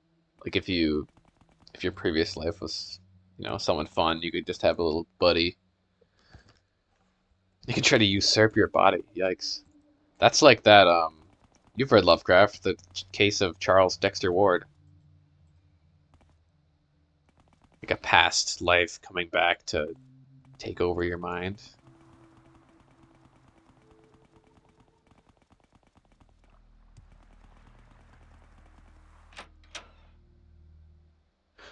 No, wait, the Thieves Guild quest here, I'm pretty sure.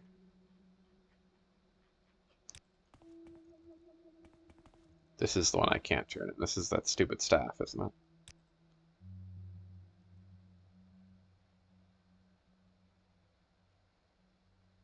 Did I not do this? Felon Marion has an ebony staff I'd like to get in possession.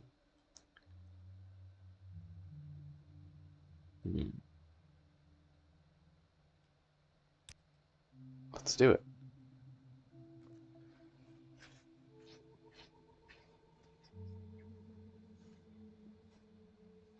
Well, maybe I'm... This is a different quest, actually.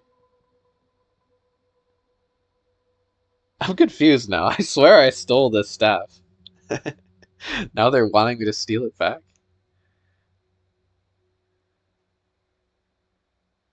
It's yours again. Felon Marion is in Tal Bernardo. He's one of Mr. Serrano's personal retainers. You'll likely find him in one of the Telvanni towers there. Take these. It's tough getting around inside those things. Good luck, ringleader. I can do it. Oh, there it is. Yeah. Yes, even I can see this is a fine retort. Our customer should be quite satisfied. And here's some gold to satisfy you. Why, thank you. Oh, gold. Gold is meaningless to me. It's meaningless. Sure, let's train some lockpick. Why not?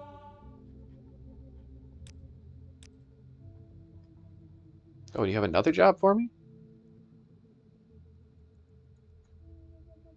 Yeah, the Planescape setting. Okay, don't give me too many spoilers about Planescape because I really want to play Planescape Torment. That's like higher on my list than Pillars of Eternity. I've heard that's another old classic game that I've heard is really good that I want to get to sometime.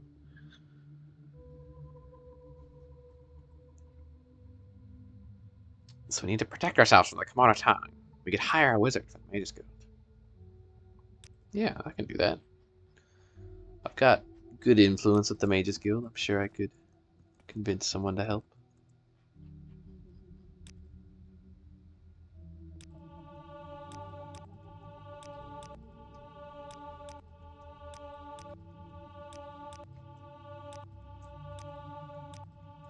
This is a wondrous encounter. Nice. Welcome. Oh god.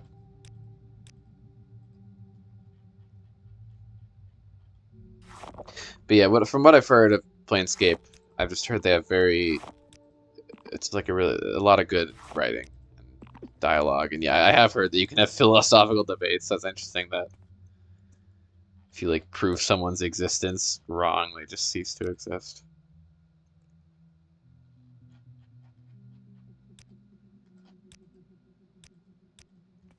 Okay. What did I? Oh, I love Disco Elysium. So no, that's a great game, great game.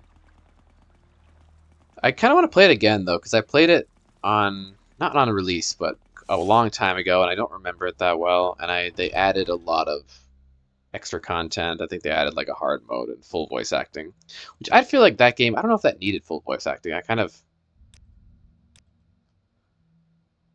guess I'm sure you could turn it off if you didn't like it, but I had all these like funny voices for all the different characters and the different parts of your mind in my head.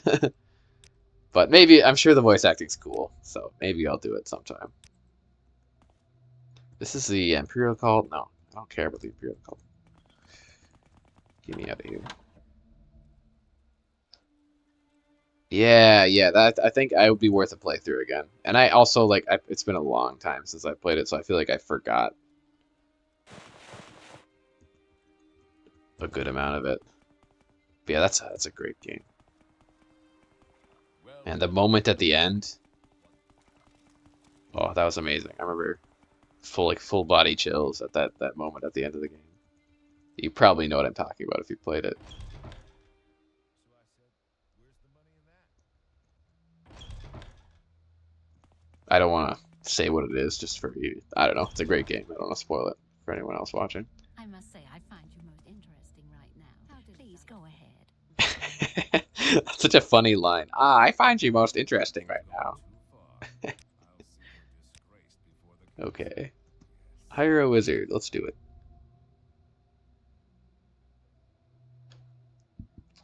Yes, I could arrange for a wizard to guard your precious guild hall. But first, you must bring me 4 pieces of raw ebony for an experiment. If you bring me the ebony, I will send you a guide. Come on. Aren't I like the one of the lead figures in the Mages Guild?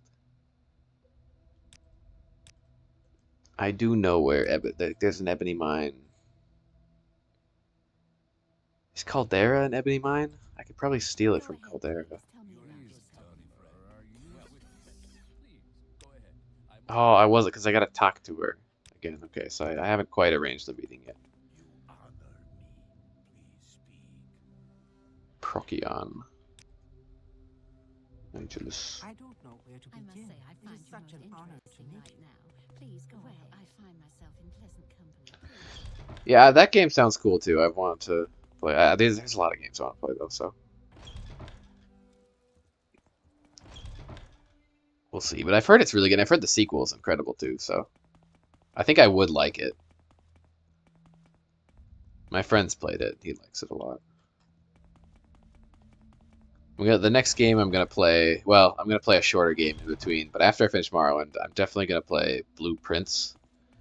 I don't know. It's not that popular, but it's been kind of popular. It's like a cryptic puzzle exploration game. Because that's really that's this kind of stuff I really love. Like taking notes and,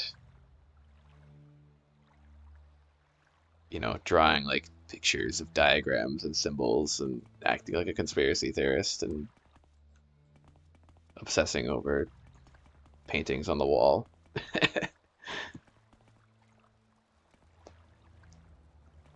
Oh yeah, shoot, what am I doing? I got distracted.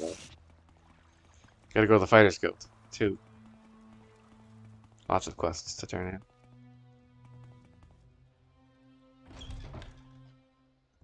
Oh, you're playing it. Oh, cool, cool, cool.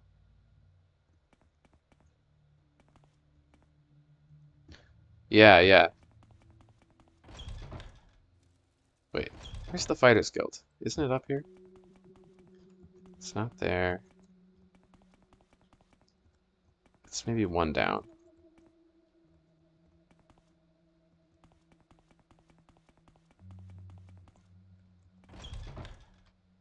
Yeah, here we go, here we go. What did I do to deserve this honor? Yeah, my favorite game is a game called La Mulana. It's like a 2D exploration platformer with Well met, friend. it's like an archaeology game that also has like combat like a Metroidvania, but it's mostly a puzzle solving archaeology game, kind of like Blueprints in the sense like I had pages and pages of notes for that game. Oh my god. I don't know Such where to incredible. begin. It's really hard though. Here's a fine one. Speak freely. Sounds like everything went well, Lucian. Here's your share of the contract. Did I? I killed the corpus stalker in Telmora? I guess I did. Yay, okay. There's a creature loose in Berwyn the trader's shop in Telmora. There's 200 septims for whoever takes care of this corpus stalker. Oh, yeah, okay, I did that. She was Berwyn the trader. She was like hoarding blight disease potions. She was really funny. She reminded me of like all those people during COVID who are like buying all the toilet paper. And another 200 septims for whoever brings Rel's Tenem to justice. I brought him to justice. Oh, this is funny.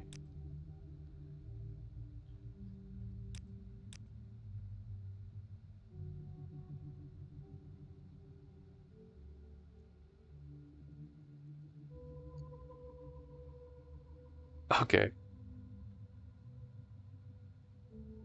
I feel like how many quests have I already done here? So I gotta take Sujama now To Nellikar and the Dunirai Caverns. I've already done this quest. Why are you doing it again? I mean, I've done a very similar quest. But oh well, I'll do it again.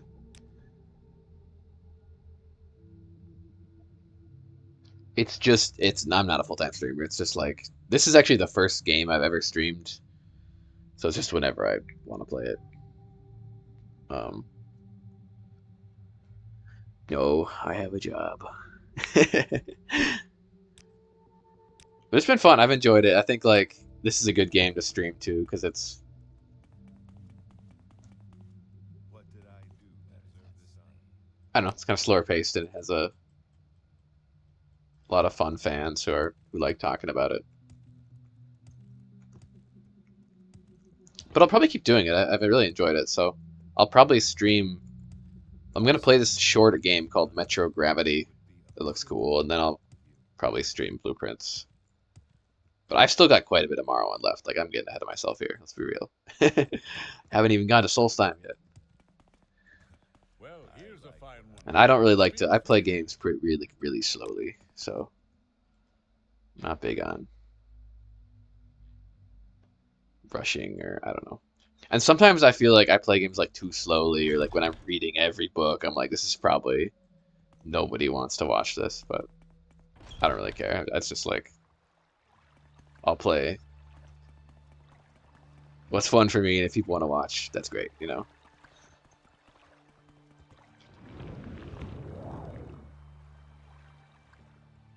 Oh, I love these mushroom towers, though. They're so much more interesting looking than like not that I didn't like. I loved Solstheim and Skyrim. Actually, it was one of my favorite parts of the game. But the mushroom towers are way cooler in Morrowind, and like the insides are they're trippy. Did a great job.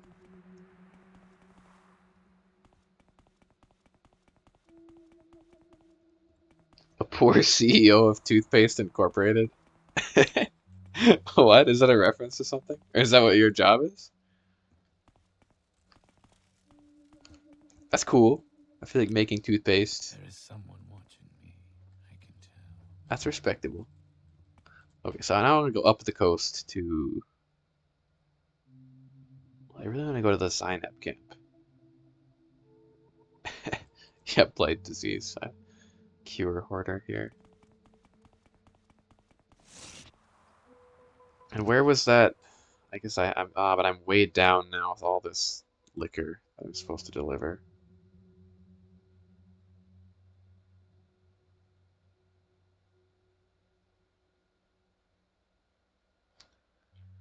And I'm taking that to Dunirai Caverns, southeast of Ghost Gate. So that would be like in here somewhere.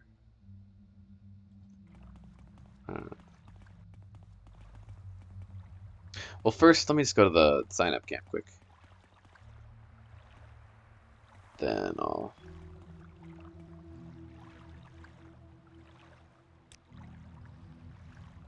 Oh, no, you go to the mainland. You live in a wood cabin and grow your own food? What? Seriously? That's cool. Living off the grid. What do you want of me, Archon? That seems like so hard to do these days, but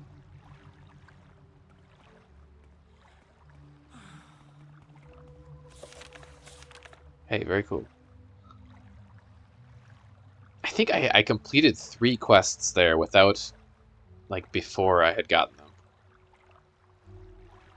Pretty sure. That's funny.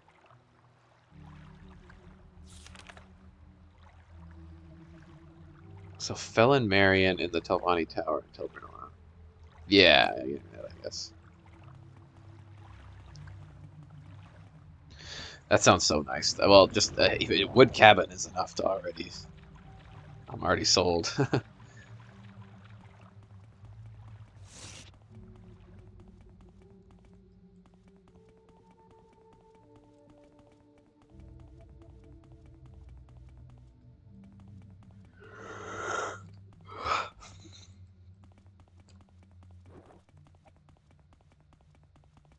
You can see the ghost gate in the distance. That's pretty cool looking.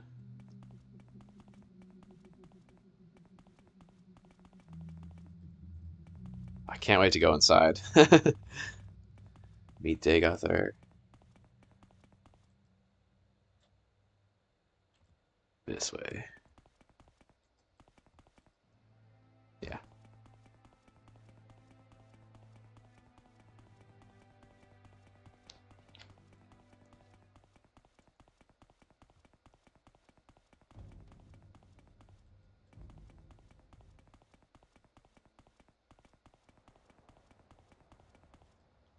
I gotta sleep too.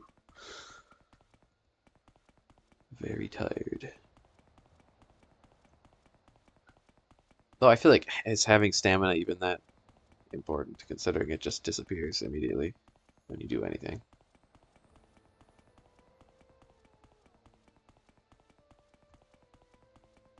It's like the two aspects of this game that do suck, I think, are the combat and I mean that combat is I enjoy it. It's not miserable.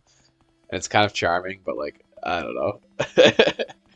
And then the fact that stamina is just it disappears. But I guess you have to get creative with like I could be getting a lot more creative with how I'm restoring my stamina. I did make this ring, though I need a hotbar it or I'll never I'll always forget to use it. Hello. Trade goods.